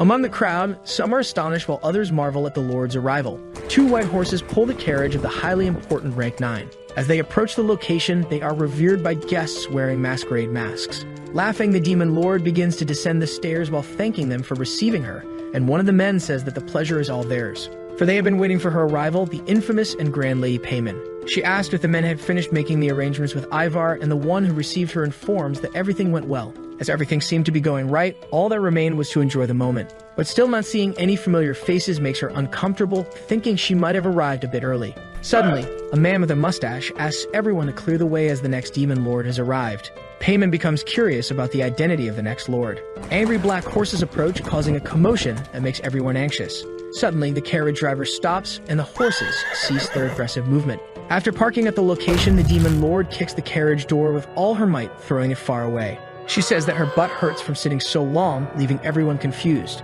She exits the carriage, saying that everything smells like crap. This person is the demon lord Barbatos, goddess of black magic and diseases. Extremely irritated, she stares at Payman, who stares back. With clear mockery in her voice, Barbatos recognizes her colleague as the harlot of nobility. Payman, in turn, also welcomes her, saying that her tastes remain questionable as always. Barbatos sarcastically comments that she heard the demon lord slept with a centaur, and that she looked a bit worn out afterward. Payman, in turn, criticizes the girl's indecent behavior in such a situation and says that she should start trying to act like an adult. But with a body like that, it must be difficult for her to find a partner, which means she will probably continue to be childish forever. Then Payman, in an ultimatum, says that it would be better if Barbatos stopped this habit of belittling others. This makes her extremely angry, causing her to say that she will cut off the big fat bust that Payman has right now. However, attention is again drawn to the man with the mustache who states that another demon lord has arrived. Very irritated, Barbatos turns to see who it is, and our hero says that if Lala is not well, she can hold his hand. They exit the carriage, leaving everyone shocked to witness the rumored demon lord. After looking at Barbatos, Lala becomes a little intimidated and questions her king about these people. However, he says he already knows and that apparently everyone there already knows them. Confident about how he will handle the situation, Dantalion comforts his companion, saying she doesn't need to be afraid. The 2 demon lords at the location cannot help but stare at our protagonist. However, he ignores them and merely calls Lala to move forward. On Walpurgis night, exactly 30 minutes before arriving at the location. Inside the carriage, Lala tells her king that she believes she cannot attend the event. Dantalion, in turn, questions what she said, asking if his companion is nervous because this type of thing is not in her nature. The hero, a little disheartened, says there will be a ball before the meeting. Then he asks who will be his partner if she does not go, questioning if she wants him to go alone. The declaration makes Lapis considerably upset. In such a case, Dantalion questions if she is angry because of what happened the day before. In her memories, Lala recalls the entire loving speech the protagonist gave her, saying he loved her. And our hero states that he had no choice while she blushes in the corner. After a period of silence, Lapis says that the protagonist is wrong because the Night of Walpurgis is an event that only high-ranking demon lords can attend. Therefore, placing someone like her in a place like this would be outrageous. Our hero realizes that she is still worried about this and assures her that everything is fine. Because now Lapis is officially his fiancé, so she should have more confidence. Now they are the most talked about couple in the world, thus they cannot disappoint those eager to see them. After hearing this, Lala swallows hard and doesn't know what the hell her king is thinking. She believed that this whole lover thing was just for him to have a reason to borrow money. Moreover, depending on how the meeting goes, a second war could be initiated because anything in there can affect the lives of thousands of people. This time the topic would be the plague, and then yesterday's incident happened. In this case, Lapis wonders how her king can still be so calm even in such a situation. After some time, it is reported that they have arrived at the destination. Lala calls Dantalion's attention, who watches her impressed by the very important guests at the event. Laughing, our hero begins to descend the carriage stairs and Lala tries to stop him, saying she should go first. However, in an act of chivalry, our hero descends, extending his hand to his companion and inviting her to come out. So while viewing the immensity of that place, all that remains for Lapis is to hold her king's hand and embark on the experience. But completely breaking the mood, she declines the help and descends alone, trying not to draw attention. Changing the subject, Dantalion begins to think about the cold, which is related to something that will happen soon. And Lala, a little anxious, calls her king, informing him that there are many important people there. The two demon lords turn, looking directly at our protagonist and his companion, and he says that he already knows while walking towards them. Standing in front of the two, Dantalion greets Miss Payman and Miss Barbatos, stating it is a pleasure to meet them. With a malicious look, he introduces himself as the rank 71 demon lord, Dantalion. However, Barbatos gets irritated, telling this low-ranking trash not to speak to her because she's in a bad mood at the moment. Contrary to expectations, our hero bows and apologizes, saying that as he is new, he might make such mistakes. However, he explained that he had never seen such important people as the two of them, so he couldn't pass by without greeting them. In the end, with the same malicious look as before, Dantalion reiterates his apologies in case he offended the lady in any way.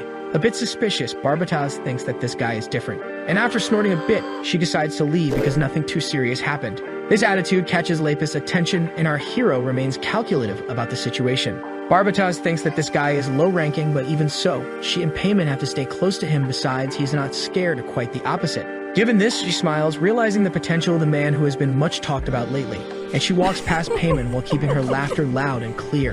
Payman understands the hidden meaning in her colleague's reaction, and while placing the fan over her face, thinks that all of this is very irritating. After Barbatos' departure, Payman approaches, stating that she hopes what she's about to say does not offend our hero. But in recent days, she had heard a lot about Lord Dantalion. The protagonist stares at her with a blank expression, and she comments about the person behind him. This person, in turn, reveres Payman, informing her of serving Lord Dantalion and introducing herself as Lapis Lazuli. After witnessing all that, Payman says that the girl does not need to be so formal because everything is fine. And at the same time, she places the fan over the girl's face, complimenting the beauty of such a young face. The protagonist apparently does not like what is happening, but tries to maintain appearances, complimenting the demon lord for her incomparable beauty. Payman is a bit pleased with the compliment and starts laughing. As she approaches the protagonist, she also compliments him, saying that he is quite handsome, and our hero accepts this gracefully, stating he is grateful. But as she approaches even more, the woman presses her bust against Dantalion's chest, saying she would like to have another kind of conversation with him at some point. After this unexpected invitation, Payman steps back and says goodbye, stating that they will see each other later. Both Dantalion and Lapis initially remain neutral about the incident. However, the protagonist quickly changes his expression, commenting that the event just now was interesting. Then he looks at his companion, but she stares at him with disapproval and disgust. After commenting that Lala seemed pale, Dantalion thinks that no matter how many lives he has, they are never enough. At the ball inside the castle, some were dancing while others were conversing with each other. The protagonist, on the other hand, says that everything is very good and praises the place for being a good meeting spot. However, something intrigued him, making him call Lapis and ask if she had noticed it too. After she confirms, Dantalion begins to understand his current situation. At the moment, there is no way to escape, and from now on, it seems that everyone there will be paying attention to them. In the ballroom, it was evident that although people were trying to appear indifferent, they were paying attention to the protagonists. Given this, Dantalion thinks that they cannot escape this and feels like an animal in a zoo. So the question now is whether they really deserve all this attention, because everyone is looking at them as if they were rare animals. They are looking at them like fierce beasts before devouring their prey. A question arises from our hero, who asks Lala if all the participants are connected with the company. But she says she doesn't know, and that only the boss and the high-ranking staff have access to customer information. However, according to the participant list, about 40% of the participants belong to Miss Payman's faction. Similarly, another 40% belong to Lady Barbatos' faction, and the other 20% either belong to Lord Marmus's faction or are unaffiliated. After saying he understood, Dantalion looks around, trying to think about how many of these people are actually company lackeys. In this case, he tries to put himself in the place of a firm, and being one, how could he escape? Suddenly, all the lights in the place go out in a widespread incident. Quickly, the guests begin to complain, saying they can't see anything, but our hero remains calm and indifferent to the excitement. Amidst the darkness, a blue light begins to appear, blossoming among various fire lanterns. The protagonists become curious and suspicious about what will follow from this. Then a man with a cane approaches the main hall, saying he wants to greet everyone present, thus welcoming them. The man places his hand on his chest, stating that he will have the honor of presiding over the meeting tonight. He introduces himself as Ivor Lodbrok from the Kumkuska Company, and our hero can barely contain his excitement upon witnessing such a man. Dantalion calls his companion and asks if that gentleman is really Ivor Lodbrok. She confirms, saying that he is the richest man in the demonic world, an ancient vampire and owner of the Kumkuska Company, and that because of her current lord, she had to betray her former boss. At the same time, placing his hands over his mouth and laughing, the protagonist thinks that this is how it will be, with the boss himself having appeared at the scene. Ivar, for his part, thinks he has been waiting a long time for this and that he finally found his servant, Lapis Lazuli. Despite being a filthy half-blood, she deceived him and even became a demon lord's lover. But that is enough, because today he will witness her downfall. The man calls everyone's attention and declares the start of Walpurgis Night. Suddenly, someone calls the man an old geezer, saying he has been barking for too long. This person is Barbatos, who is getting drunk with a bottle of wine. Given this, both the protagonist and Ivar look at the girl with disgust. Barbatos, for her part, says she had a long trip and wanted to rest a bit, and despite everything, it surely wasn't cool to have a stinky old man with terrible breath as a host. While wiping her lips from the wine, the girl says she feels sick, so she asks someone to give her something to drink, stating she can't stand Ivar's weak and boring hospitality. Dantalion just watches while rooting for Barbatos, and Ivar says he knows how the demon lord feels. However, she gets irritated, questioning if the old man is challenging her, which he denies very cordially. And after looking to the side, he notices the arrival of a new member to the space. It's Payman, who warns Barbatos to be careful with what she says. With an air of superiority, she says she feels ashamed to be of the same race as her, because Ivar prepared this beautiful place just for them. After finishing her wine bottle, the short demon lord gets irritated by that woman interfering in her affairs again. Then, without any sense of cause and effect, she throws her bottle at Payman. The bottle breaks in front of Payman, causing some drops to splash onto her body. Even after all this, Barbatos does not back down and tells her colleague to go home and play with the centaurs instead of acting like she's in charge of something. Payman criticizes the girl's attitude, comparing her vulgarity to that of a child and also making a comparison with her body's shape. She says that adults understand this thing called etiquette, but supposes it's something Barbatos will never comprehend. Being called a child deeply irritates Barbatos, who considers fighting the demon lord. Noticing her enemy is shaken, Payman doesn't waste time and continues to mock her, asking if she is sad about it. At this moment, Barbatos enters a total frenzy, almost losing control of her actions. The tension between the two increases, making the atmosphere heavy. However, someone decides to intervene in the clash between the two high-ranking demon lords. The man imposes himself, advising that the two should stay quiet for now. This man is Marmas, the infamous rank 5 demon lord of nobility. After being scolded by a higher-ranking demon lord, the two stop fighting and disperse from the area. Marbas then apologizes and asks Ivar to continue with what he was saying earlier. Ivar, in turn, is positively surprised by this lord and thinks that now finally all the necessary people are there. With the meeting finally underway, everyone stared at each other in the conference room. Lippis noticed that Dantalion was excited by the situation beside him as he observed the true power of the demon lords before him, knowing that as a low-level demon, just one wrong move would be enough for him to end up being cut to pieces by everyone there. As he began to ponder what Ivar might be planning to do there, Dantalion, for some reason, felt uneasy, as if something was slipping from his view, and Payman interrupted his thoughts, informing him that before anything could begin, they needed to know something important. Ivar and Marmas asked her to please tell them what it was. She then mentioned that Andromedus had been found dead that morning. Everyone was shocked by the information as Payman explained that his body had been mutilated and that, in fact, he had been murdered. The demons couldn't believe what she was saying, and Marbas approached her, asking Payman to confirm what she had just said. The woman replied, stating that she had solid evidence, which led Marbas to question if she knew who the killer was. Payman immediately informed them that the executioner of the demon had been the people of Nilfheim themselves. However, there was indeed someone behind the scenes encouraging it to happen, and that someone was one of the people present there. Lapis was startled by what the woman had said, but Dantalion calmed her down, telling her she didn't need to be afraid. He tried to analyze the situation, where Payman seemed to want to destroy him by making such a lengthy speech to explain everything in detail, deducing that she, the company, and Ivar were working together, somehow knowing exactly what had happened. Trying to piece together the puzzle, he tried to recall any moment when another demon lord had been watching them and for how long this had been going on. He realized that they had been watched all along in some way as he looked at Payman, wondering how she had done it. When Payman stared back at him, it seemed he had finally understood everything that had happened. Ivar asked her who had then made the people kill Andromedus, and Payman, with a menacing gaze, proclaimed that the person who had manipulated the people, encouraging them to kill Andromedus, was the 71st demon Dantalion. Everyone immediately stared at the protagonist beside Lippis, who now had a more demonic expression, just like Payman's. The people around couldn't believe that a demon lord had killed someone of the same race, and amid the noise, Ivar tried to control the situation. Marbas then informed Payman that if this incident were true, it could end up affecting the entire order of the demon world. But the woman kneeled, holding her dress as she swore she had spoken nothing but the truth, and she accused Dantalion of committing the crime, proposing that a hearing be held right there. Ivar, hearing this, remembered that he had already prepared the witnesses, giving the protagonist no chance to escape the trap set by the two of them. He now decided to ask Dantalion directly if he had any objections to what had been said about him so far.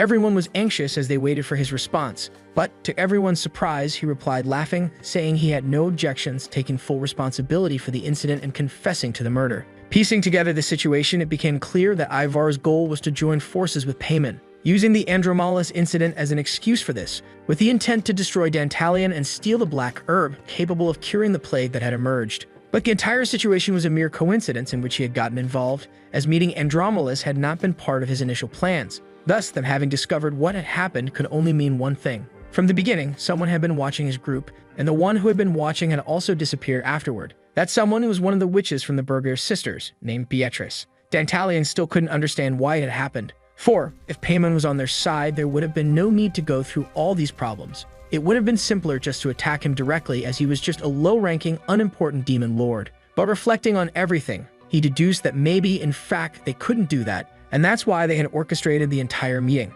They needed the Walpurgis night happening due to Payman's actions, who had been watching Dantalion since he had arrived at the place. This led Dantalion to realize that the true reason for his earlier discomfort was the fact that their main target wasn't him. So he began to wonder who the real target of the two of them was. Thinking about all the events up until that point and the current problem, being the plague, he deduced that it was completely impossible to predict a plague, making it natural for them to think that someone had intentionally created it. But if it had been created by someone, perhaps the same person Payman had targeted from the beginning was responsible, the goddess of black magic and diseases called Barbatos. Assuming that the plan of the two was to accuse her of being the real culprit behind it all, fully understanding the situation. Being just a low-ranking demon, he was merely a puppet of someone truly powerful, acting on behalf of Barbatos. And because of this, they had been merely watching him closely instead of attacking. For, if they had attacked Dantalion earlier, they would have risked starting a direct war against the demoness Barbatos. The meeting happening now made more sense, with nobles and demon lords present. Ivar and Payman intended to attack him directly until he relented and confessed his possible connection to Barbatos.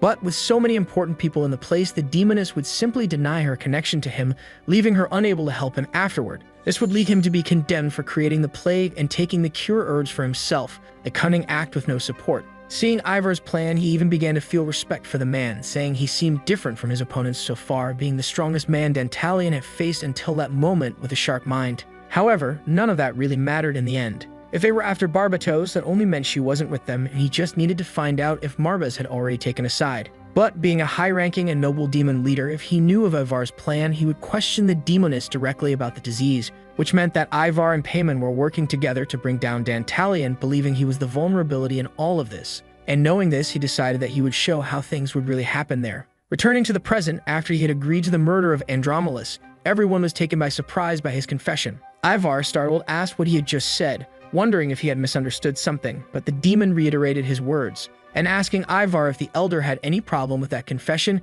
he had left the old man confused. He continued, hearing Dantalion say that he had his reasons for doing so as well, requesting that a hearing be held as had been planned earlier. The demon raised a finger, wanting to ask for one more thing before everything began. He knew that Ivar, being the host of the meeting, would be in a very comfortable position to be the judge of everything, pretending to be neutral. Therefore, he ended up calling Lord Marbas and asked if, in a dispute between demon lords, it wouldn't be natural for another of them to act as the jury. He then politely requested that Marbas take on that role, as he was the highest-ranking demon present there. Marbas agreed to that and said in turn to Ivar that the situation was too much for the elder to handle, taking over the host role to resolve everything.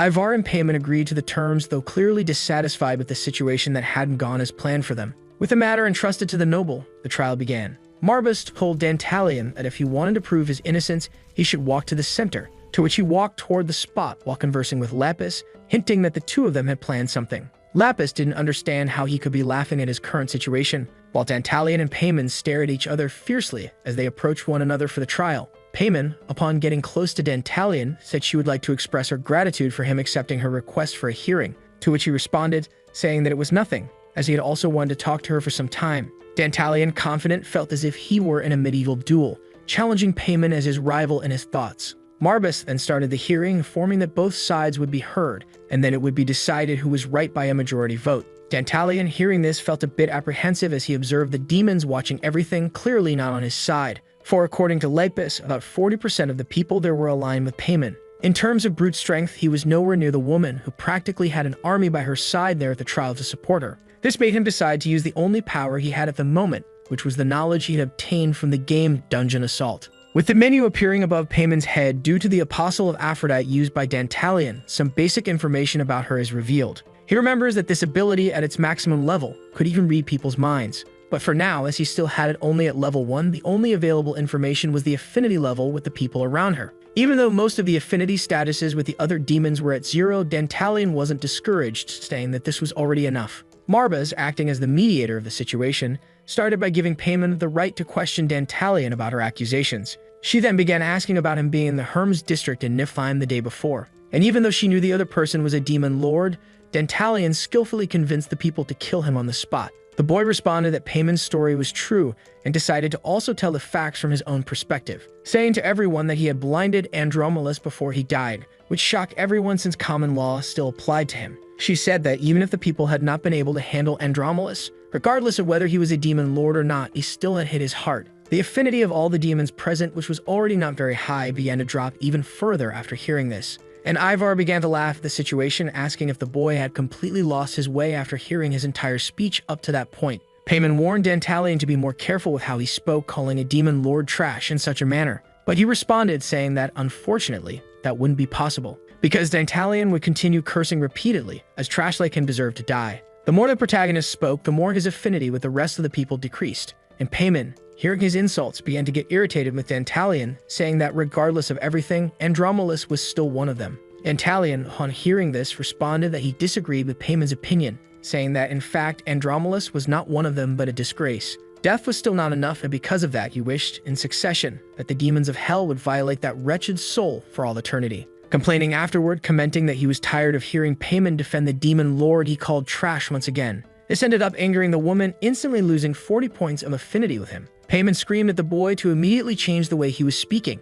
while his affinity with everyone continued to drop. Marbas, hearing Dantalion's words, interrupted the boy, saying that this was a noble place and that she was right, and he needed to be careful with what he said. And Dantalion, laughing at all of them, placed his right hand on his chest and bowed, apologizing to Marbas. Explaining that he seemed to have been unable to contain his emotions, he reflected on what he was actually doing, revealing that, in fact, his plan wasn't to gain affinity with Payman, but rather with her enemy, Barbatos, whose affinity had already increased by 50 points by now. With his plan working so far, we see Barbatos drinking while watching everything happily. Since the decision would be made by majority vote and 40% of the people in his opponent's faction, Payman would vote against him. He needed to gain the support of Marbas' 20% or Barbatos' other 40%, which was absolutely crucial to his strategy. And for that, he decided he would respond to Payman in a way that would make her angry to please Barbatos, wondering what she was thinking at that moment. She, who had almost struck Payman a few moments ago, was now watching Dantalion finish off Payman himself, proceeding with his plan. The demon placed his hand on his chest again and apologized to Payman after having already made her angry. He then asked her to forgive his rudeness, also apologizing to the people present,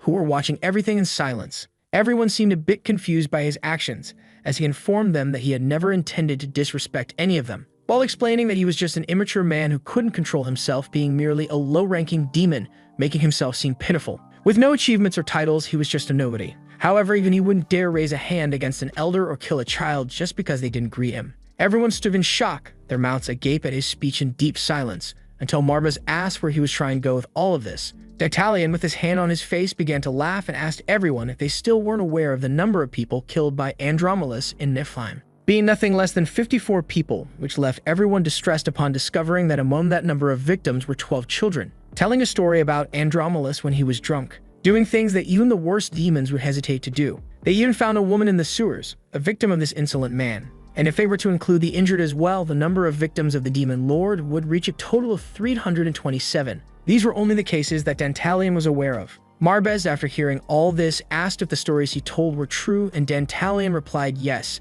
saying they had been investigated by his vassal. And while remembering what he had agreed with Lapis earlier, he admitted that he had exaggerated a little, but it didn't matter because the dead told no tales. He began to explain his incident with Andromedus, recounting how yesterday he had heard an old man screaming in pain. And when he turned around, he came face to face with Andromedus, who started a fight with Dantalion, asking confrontationally where he was looking. Andromedus approached him, and then Dantalion discovered that he was a demon lord, being attacked shortly after. But instead of hitting him, Andromedus chose to strike the person Dantalion loved with a kick to the stomach. After helping Lapis up, he returned to punch Andromedus' face over and over again, again and again without stopping for a moment. Then he asked Lady Payman, who, looking at him with hatred, heard his question about what he should have done in that situation. Where he saw his beloved subjected to such an irrational act of violence, he questioned her if the best option was to stand still while watching what was happening. Payman, who, unlike the other demon lords, had been especially friendly with humans, was possibly worried about the plague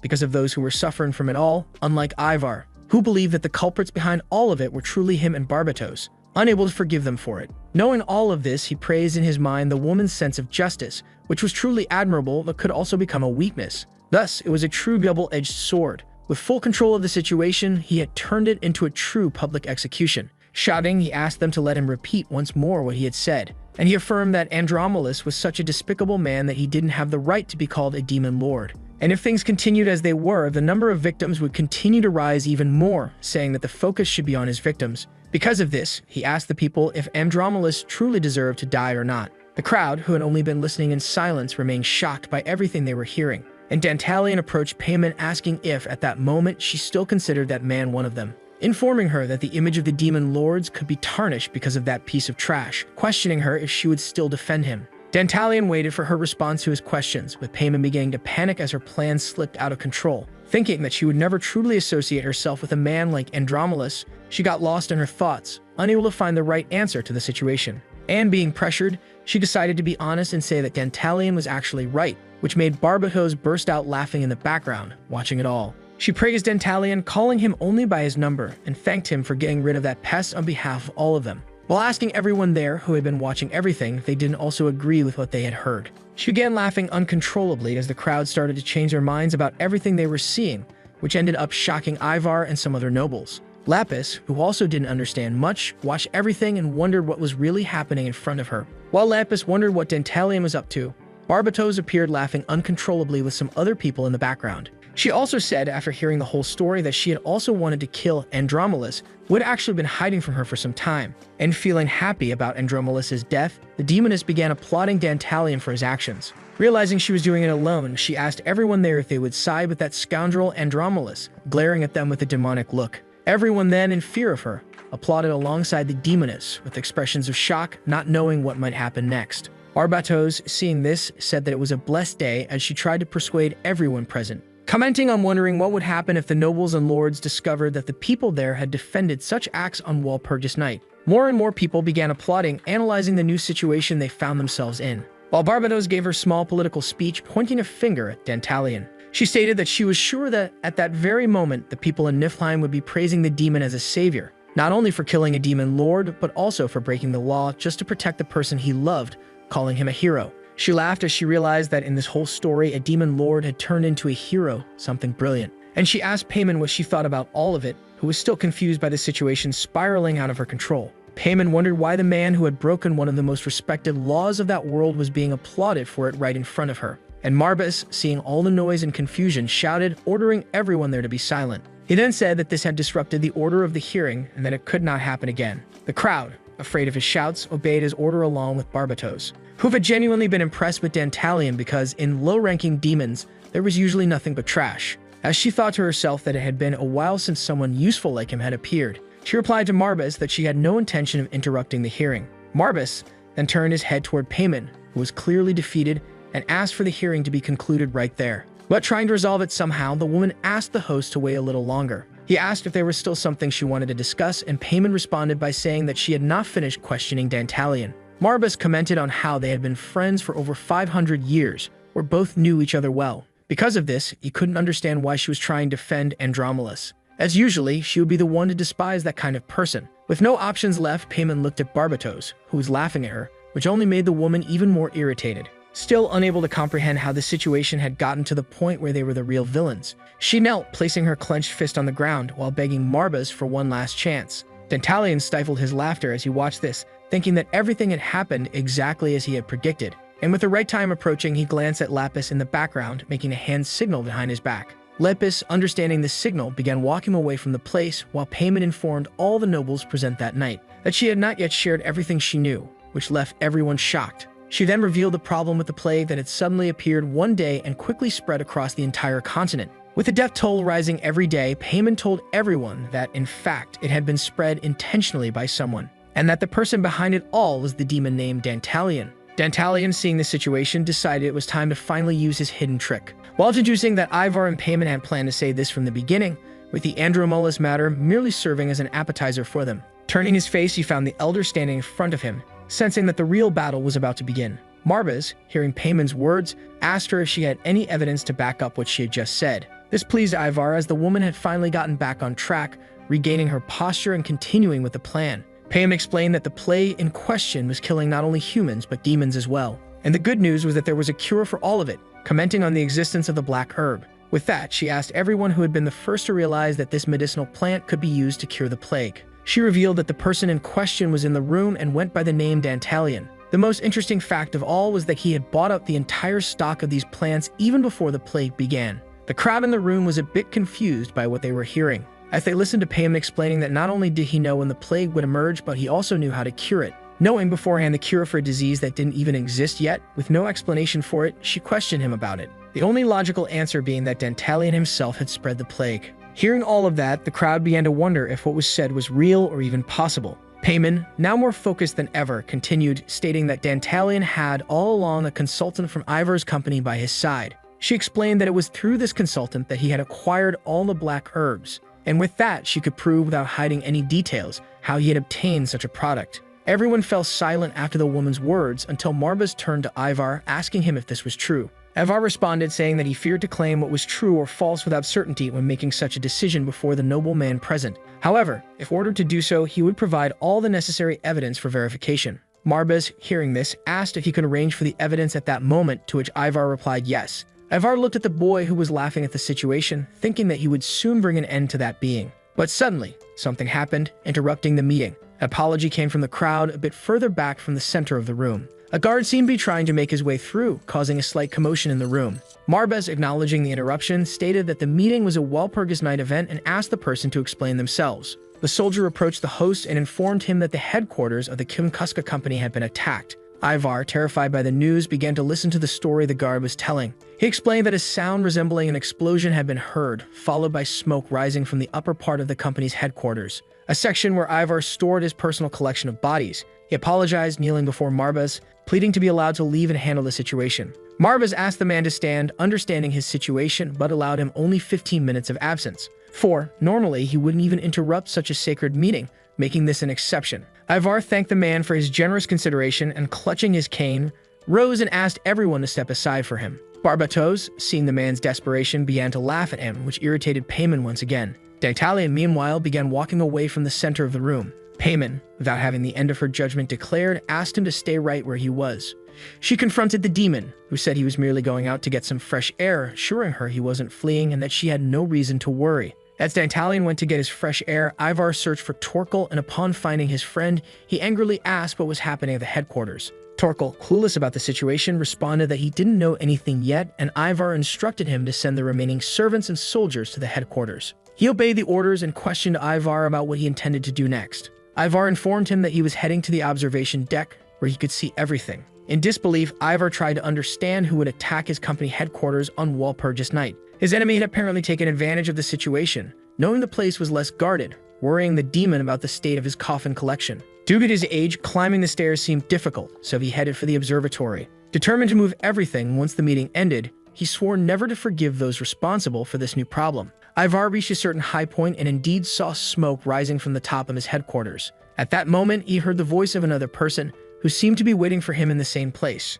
Turning toward the voice, he found himself face to face with Dantalion. The demon remarked that with Ivar's power, he could surely see his room, which made the elder wonder what the boy's sudden appearance there meant. Knowing that Ivar would go to that place, Dantalion surprised him by appearing there as well. The elder began to question why he was there, trying to make sense of the situation, while Dantalion stared at the man, laughing. 10 minutes before all of this, we see a flashback of the three witches above Kumkuska's headquarters. The Baromir sisters were asking one another if they were really going to do it, as they seemed to be waiting for some sort of signal to be given. Even with doubts about everything, they decided to follow Dantalion's will, who had told them something interesting in their last conversation. After asking them to attack Kumkuska's headquarters, he had informed them that the matter would also be of interest to the witches. They didn't immediately understand what he meant, but Dantalion explained that Beatrice, who had disappeared, might be at that location already dead. Because of this, one of the sisters said that if Dantalion was right, she would never forgive Ivar. However, up until that moment, they still weren't sure if the story he told was true, but they would eventually find out by going to the site. The witches had nothing to fear, for even though they were of low rank, this was still a direct request from a demon lord. As they debated this, some lights could be seen at the top of the meeting location with Lapis pointing her finger upward. This was the signal they had been waiting for since the beginning, and they immediately launched the attack. Returning to the present, Ivar and Dantalion stared at each other as the old man tried to understand what he was doing there. He began looking around, trying to spot someone else, fearing that Barbatos might be hiding somewhere too. But being in the middle of a conference, neither would be foolish enough to launch a direct attack against him. Dantalion approached the elder, walking closer, telling him that he needn't worry, as it was just the two of them at that moment. He then informed him that he wanted to have an honest and open conversation with him.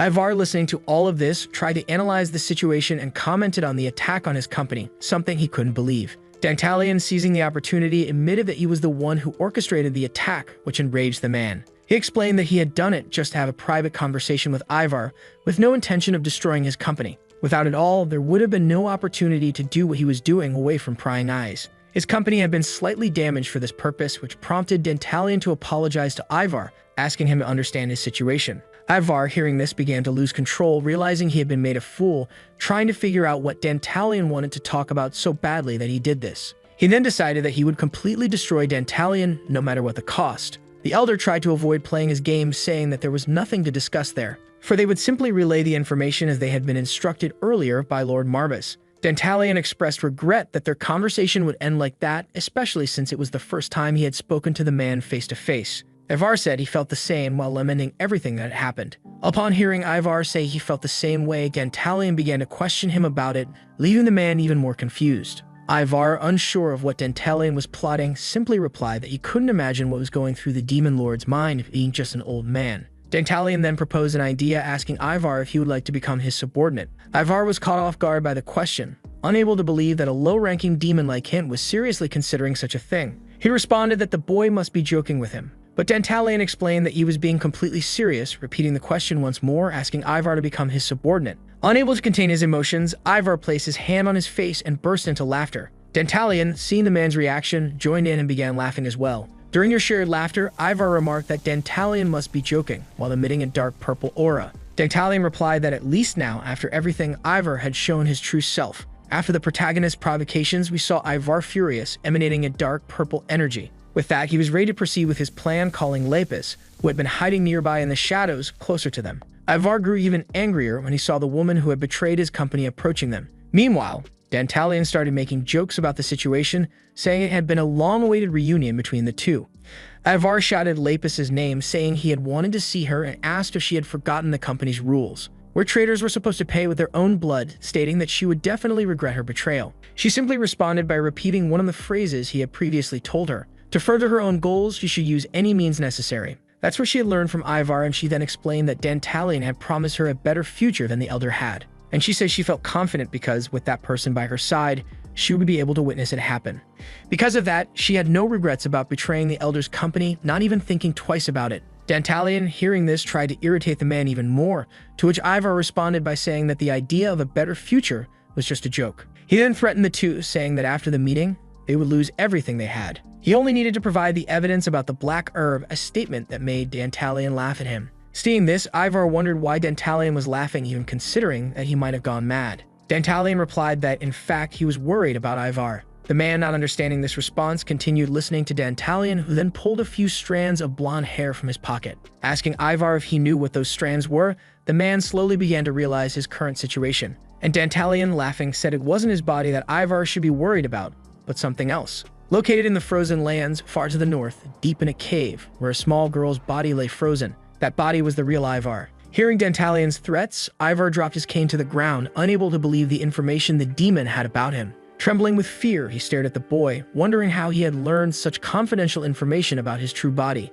Dantalion, laughing at his face, knew this because that world was part of the game he had previously completed. And Ivar Lodbrok was a character in the game known as a vampire who had fallen in love with the main character. In the game, Ivar had been betrayed by the demon lord she served and had sealed herself in an ice coffin to never be used again, living her life while moving her consciousness between her living dolls. Dantalion had been surprised when he first saw that Ivar was completely different from the heroine who appeared in the game. He continued by saying that he was very concerned about the possibility of the lungs of such an adorable young lady being torn out by the monsters of the region. Then he added that all it would take was a small signal for a disaster to occur with that girl. Ivar, eyes wide with fear, wondered how someone had discovered his true identity, as he hadn't told anyone. He said there was no one who could know all of that unless it was himself. Seeing the blonde hair, identical to his own in Dantalian's hand, Ivar began to panic, unable to believe it all. Before leaving the meeting, Dantalian had taken a few strands of blonde hair from another noblewoman to use against Ivar, but he had never imagined it would be so effective, now only needing a small final push.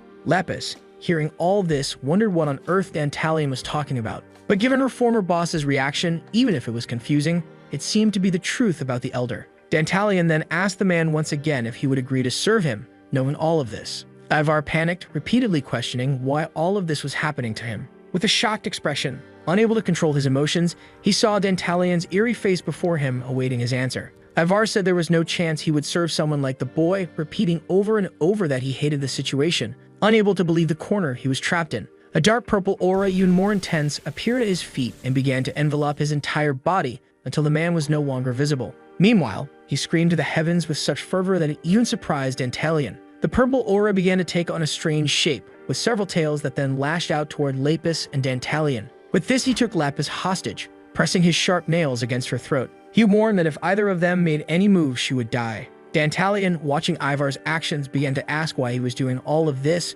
but the elder interrupted him, ordering him to shut up. He warned that if Dantalian took another step forward, he would indeed take Lapis's life, then proposed a deal between them. The elder demanded that Dantalian release his true body, and if he did, Lapis's life would be spared. He believed that with the life of the woman Dantalian loved in his hands, he had found the demon's greatest weakness. Dantalian had even committed murder for her, stating that Dantalian would have no choice but to accept the offer. Preferably, Ivar would have killed them both right there, but it would be a problem if his true body suffered any harm. And unfortunately, Ivar was almost out of magic, having used most of it in his previous action, leaving him no option but to propose a deal. However, he promised that once he regained his true body, he would definitely kill Dantalian for what he had done. Dantalian responded that he understood the deal the man had proposed and said that if Ivar wanted to kill her, he could go ahead with his plan. This took Ivar by surprise, unable to comprehend the situation as he looked at the boy with a demonic expression on his face. Dantalian told Ivar that he didn't care about Lapis's life, telling him to kill her right there, smiling as he watched.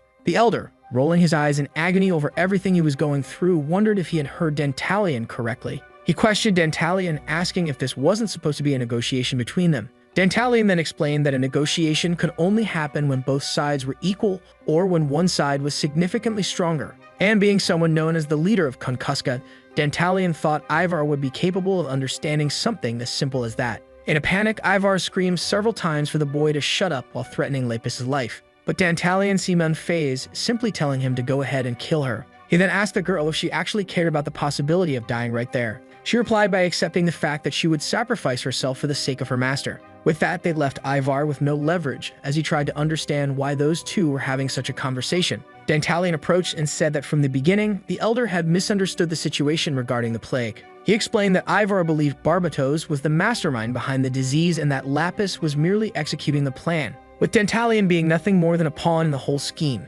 As he asked Ivar if his reasoning was correct, Dantalian moved closer and the elder finally began to realize the truth. Dantalian revealed that he was, in fact, the one behind everything and Ivar had been completely wrong all along, unable to believe that he had lost his judgment due to a simple desire for petty revenge. Ivar, hearing this, felt his knees, pulling his claws away from Lapis's neck, trembling in a state of panic with no options left. Wondering who this person in front of him truly was, he admitted to himself that he was incapable of defeating the boy, finally realizing who the real demon Lord Dantalian was. Dantalian, seeing the man utterly defeated before him, said there was no need for fear, as he wanted Ivar to work for him. Without changing anything, he could continue being who he had always been. However, he only asked that from time to time, Ivar listened to a few of his requests, with the right to refuse always being clear. And holding the blonde strands of hair in his hand and breaking them in half, he informed Ivar that if he chose to refuse, something bad would happen. He then made his first request, which he whispered into Ivar's ear so that only the two of them knew what it was about. Upon hearing this, Ivar seemed deeply displeased with what he had heard, but Dantalian reminded him that they needed to return to the trial. He also revealed that he hadn't been the one to spread the plague, informing Ivar that he would leave the rest to him. Marbas in the main hall looked at his pocket watch, realizing it was time to resume the trial. Ivar returned in silence to the room while everyone watched him. Marbas asked how things were at his headquarters, saying he wanted to continue with Walpurgis Night. Ivar responded despondent that he had no objections. Barbatos, seeing the man so downcast, asked what was wrong with him, laughing in his face. She then asked if the destruction of his castle had also shattered the courage he had shown just moments earlier. Marbas interrupted Barbatos, who complied with his decision, now waiting for the final person to return, which was Dantalion. He entered the hall shortly after, accompanied by Lapis. Paimon grew angry just looking at the demon, and Marbas took the opportunity to resume the meeting now that everyone had finally returned. Paimon said she was relieved that Dantalion hadn't tried to flee from his judgment. He replied by saying that he had already told her he had only gone to get some fresh air. Paimon, impatient, asked Ivar to present the evidence, but the man stood still in the hall, unmoving. Growing irritated, Paimon asked him to hurry, but Ivar then said that he actually had no evidence of anything. This caught Paimon and everyone else by surprise. She asked Ivar what he had just said. Ivar informed everyone that to begin with, there had never been any evidence. He admitted that everything Lady Paimon had said was simply a lie. Everyone began watching Ivar as he spoke while Paimon exploded with rage. Paimon, upon hearing this, asked Ivar to repeat his words, unable to believe what she was hearing. As he started to repeat everything again, Paimon interrupted him, saying she had finally understood that if he wanted to die so badly, she would kill him herself. Marbas stepped in between them, trying to prevent Paimon from advancing, reminding her that this was the sacred night of Walpurgis. Reluctantly, Paimon decided to respect the host's authority, asking for someone to summon Torkel, her personal consultant from Konkuska. Torkel, who had been watching everything from nearby, asked if she had called for him, drawing the attention of everyone present in the center of the room. Dantalion, upon seeing the goblin, asked who he was but didn't give it much thought, as a mere servant couldn't do much in that situation. For Paimon and Ivar, it seemed like the end. Torkel, observing his master, sensed that something wasn't right and became concerned about what had happened to Lord Ivar.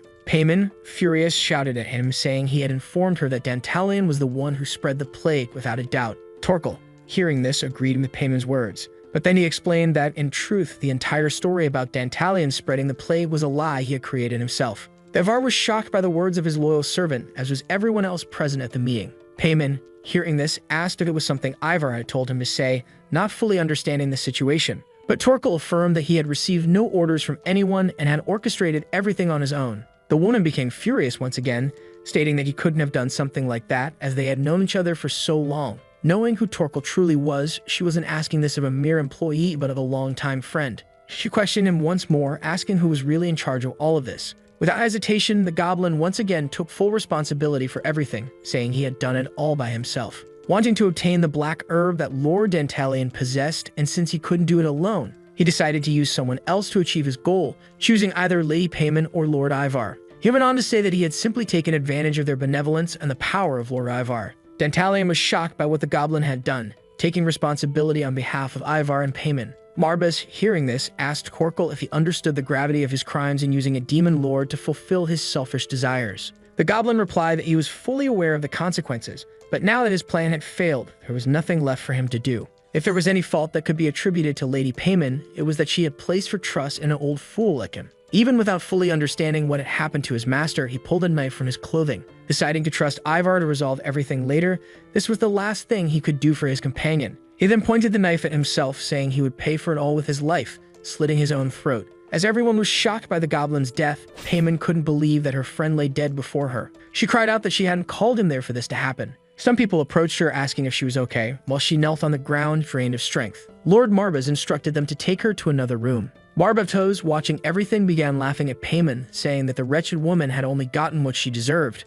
She mockingly asked why Paimon wasn't taking her precious goblin's body with her to give it a proper kick. Marbas ordered Barbatos to be quiet again, and she complied while Dantalion approached Torkel's body. Knowing that the goblin had done all of this to protect Ivar and Paimon, sacrificing his own life, he had now turned both of them into mere victims of the situation, something truly admirable. Ivar tried to hold back his tears, knowing it was all his fault, and Dantalion, placing his hand over his chest, reflected on what the goblin had done, showing great respect for his determination. Marbas approached Dantalion, explaining that he would personally ensure that Paimon paid for what had happened. But before he could finish his thought, Dantalion interrupted the hosts, saying that there was no need for any of that. He explained that Lady Paimon had been manipulated, and now that Torkel was dead, there was no one left to be held accountable. Marbas, admiring Dantalion's stance throughout the situation, respected his attitude, and his affinity with the young demon lord increased by 20 points. Respecting the boy now, Marbas added that the grace Dantalion had shown during this Walpurgis night would be remembered for a long time. With everything concluded, there was no need to continue the judgment with a majority vote, as much had happened that night, finally bringing the meeting to an end.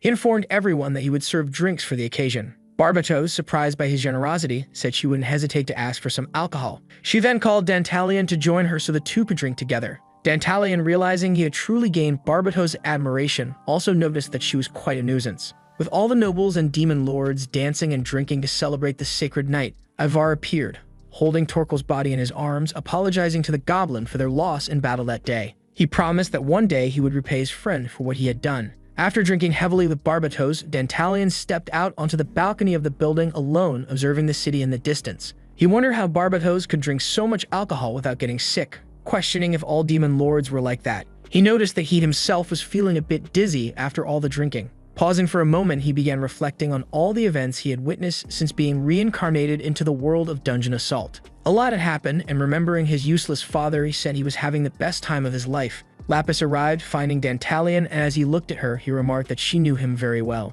She scolded him, saying that everything he had done was incredibly irresponsible, and questioned him about forgiving Lady Payman. She asked if it was really okay to leave the root of the problem like that, telling him he had let a very problematic opponent escape. Dantalion was surprised that Lapis was reprimanding him, asking her to cut him some slack as he was very tired that day. The girl continued to stare at him, making Dantalion ask what had happened. He explained that Payman wasn't really a problem because his thoughts extended far beyond anyone else's in that world, with grand plans in place. He assured her that she need not worry, as like he had promised, he would show her a vision she had never seen before. She then said she understood, surprising Dantalion with her sudden obedience. Normally, the girl who would scold the demon pulled him close to her and stole a kiss from him. Embarrassed by the situation, he asked her what that was all about. She replied that she was aware of Dantalion's true nature, which he didn't quite understand. Blushing with embarrassment, he began to explain that he had only become her fiancé for his own benefit. He even admitted that he would let her die, like in the situation with Ivar, just to make his plans work as he desired. But Lapis responded that she already knew all of that, smiling for the first time, explaining that she believed in Dantalion.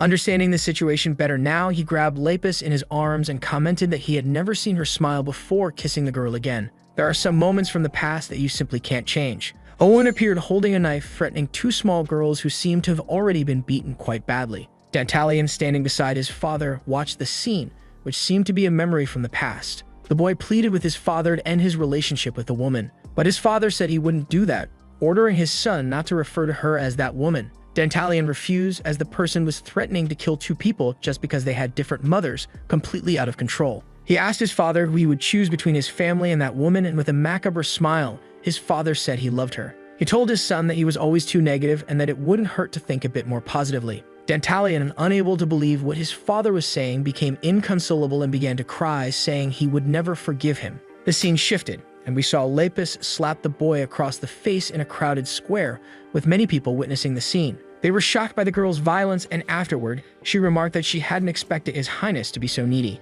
Dantalion cursed Lapis, calling her a wretch, and asked how she dared, as a mere servant, to raise her hand against her lord. Still in front of everyone, Dantalion asked Lapis if she understood the consequences of her actions. She replied that she did, while they stared at each other with a crowd gathered around them. Because of that, Dantalion decided to dismiss Lapis from his service. 2 hours passed, and we see Dantalion in his new house in Niflheim, explaining to someone the reason for his separation from Lapis. He then asked why Barbatos was there, to which she replied that the most famous couple in the demon world had just broken up. Clearly, she wanted to know more about what had happened. Dantalion said that it had only been 2 hours since the breakup, yet rumors had already spread, and he wasn't in the mood to talk about it with anyone. Barbatos laughed at his response, calling him cold, saying she had come all that way just to hear what her junior had to say. Dantalion couldn't ignore her calling him junior, but he remained silent as she continued. She remarked that normally, touching a demon lord was punishable by death, yet the half-blood girl had dared to do so. She then asked Dantalion what the hell he had done afterward.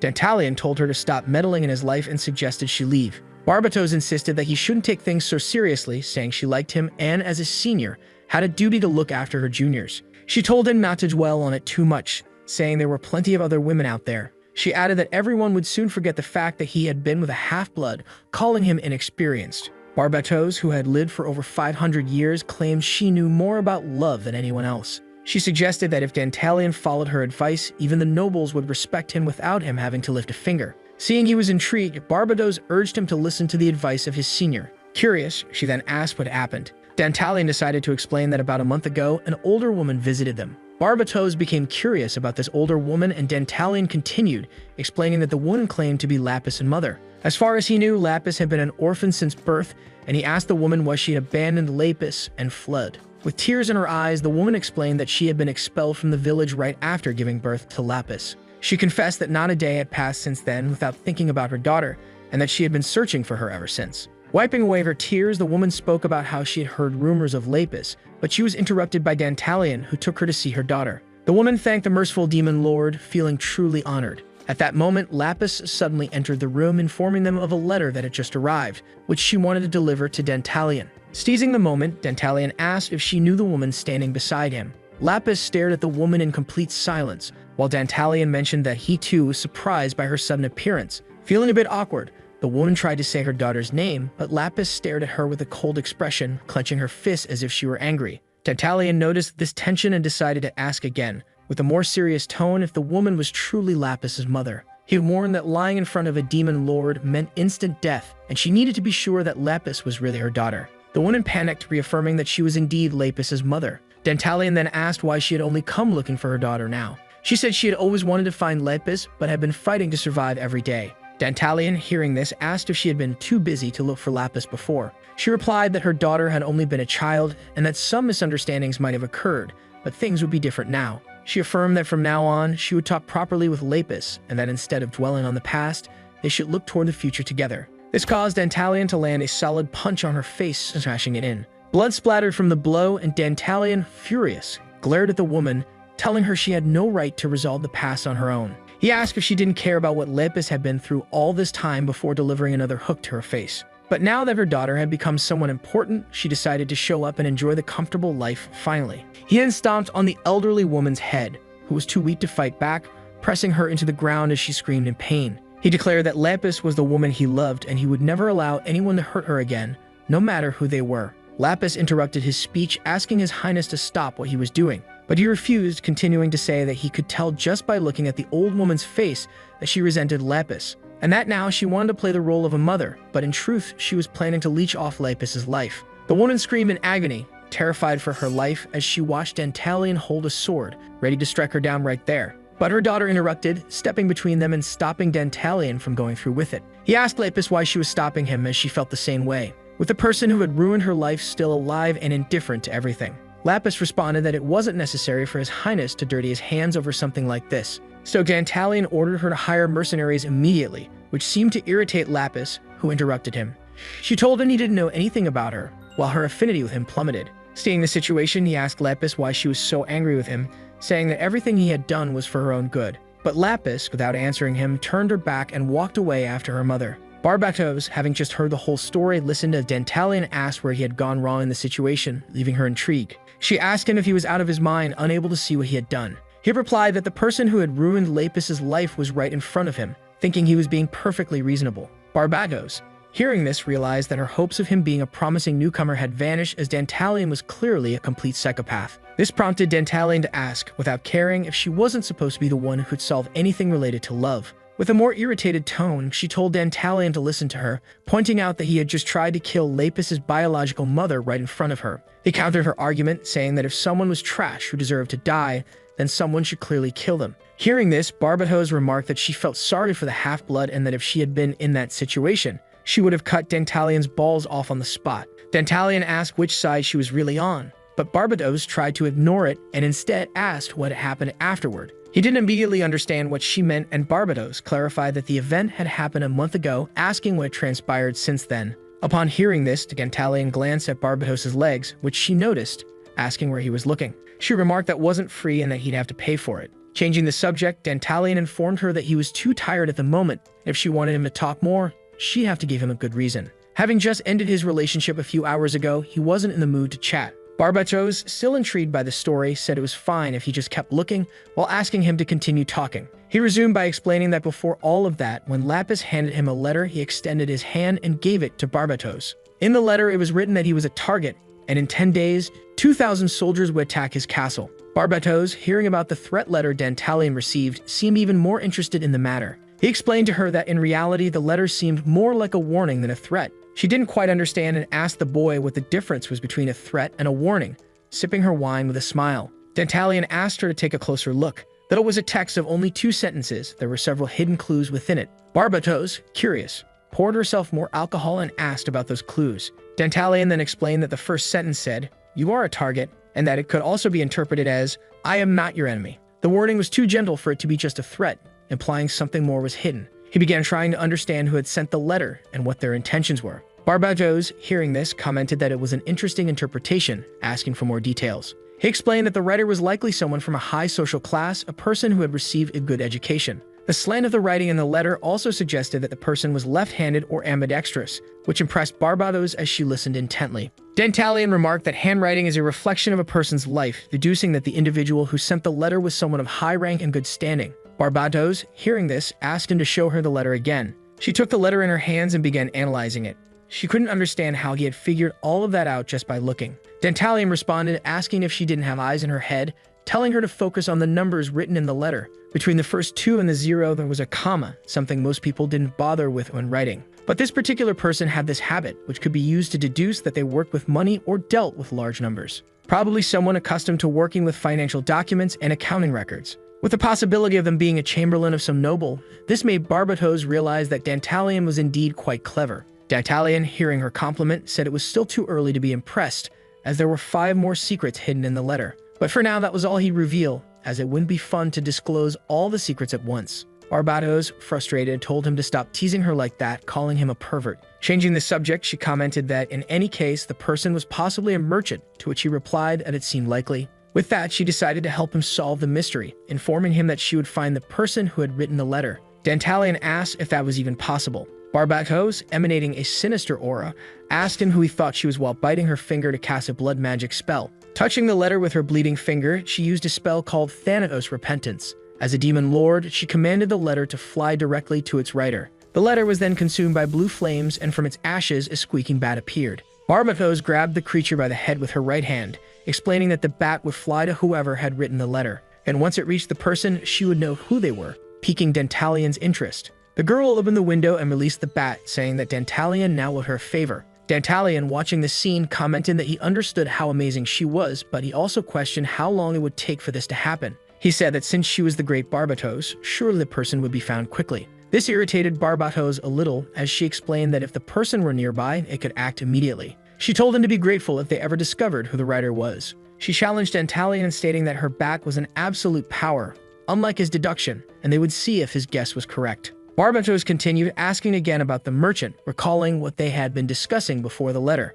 Dantalian, already suspecting something, remarked that the person could be a merchant with whom he was quite familiar. If his suspicions were correct, Dantalian explained that they could catch the culprit even faster. Barbatos asked how. He reiterated that his suspicion was that the person was a merchant close to him. Time passed, and now they were in one of Kumkuska's headquarters in Niflheim. Ivar appeared, stating that he hadn't written any letter, and Dantalian tried to explain that he really wanted to believe him. But the fact remained that Ivar had a history of attacks against him. Trembling with fear, Ivar replied that he absolutely had no intention of challenging his highness. Dantalian, hearing this, said that while he believed in the man's capabilities, he still couldn't trust him as a person. Ivar, uneasy, asked how he could earn Dantalian's trust. Dantalian responded, saying that if Ivar did a few more favors for him, everything would be fine. The elder asked what he meant by favors, and Dantalian explained that he was interested in hiring some mercenaries, but only the best of the best would be allowed, and he ordered Ivar to gather 3,000 men within 2 days. Our video ends here. If you want a continuation, subscribe to the channel. Until next time, bye-bye.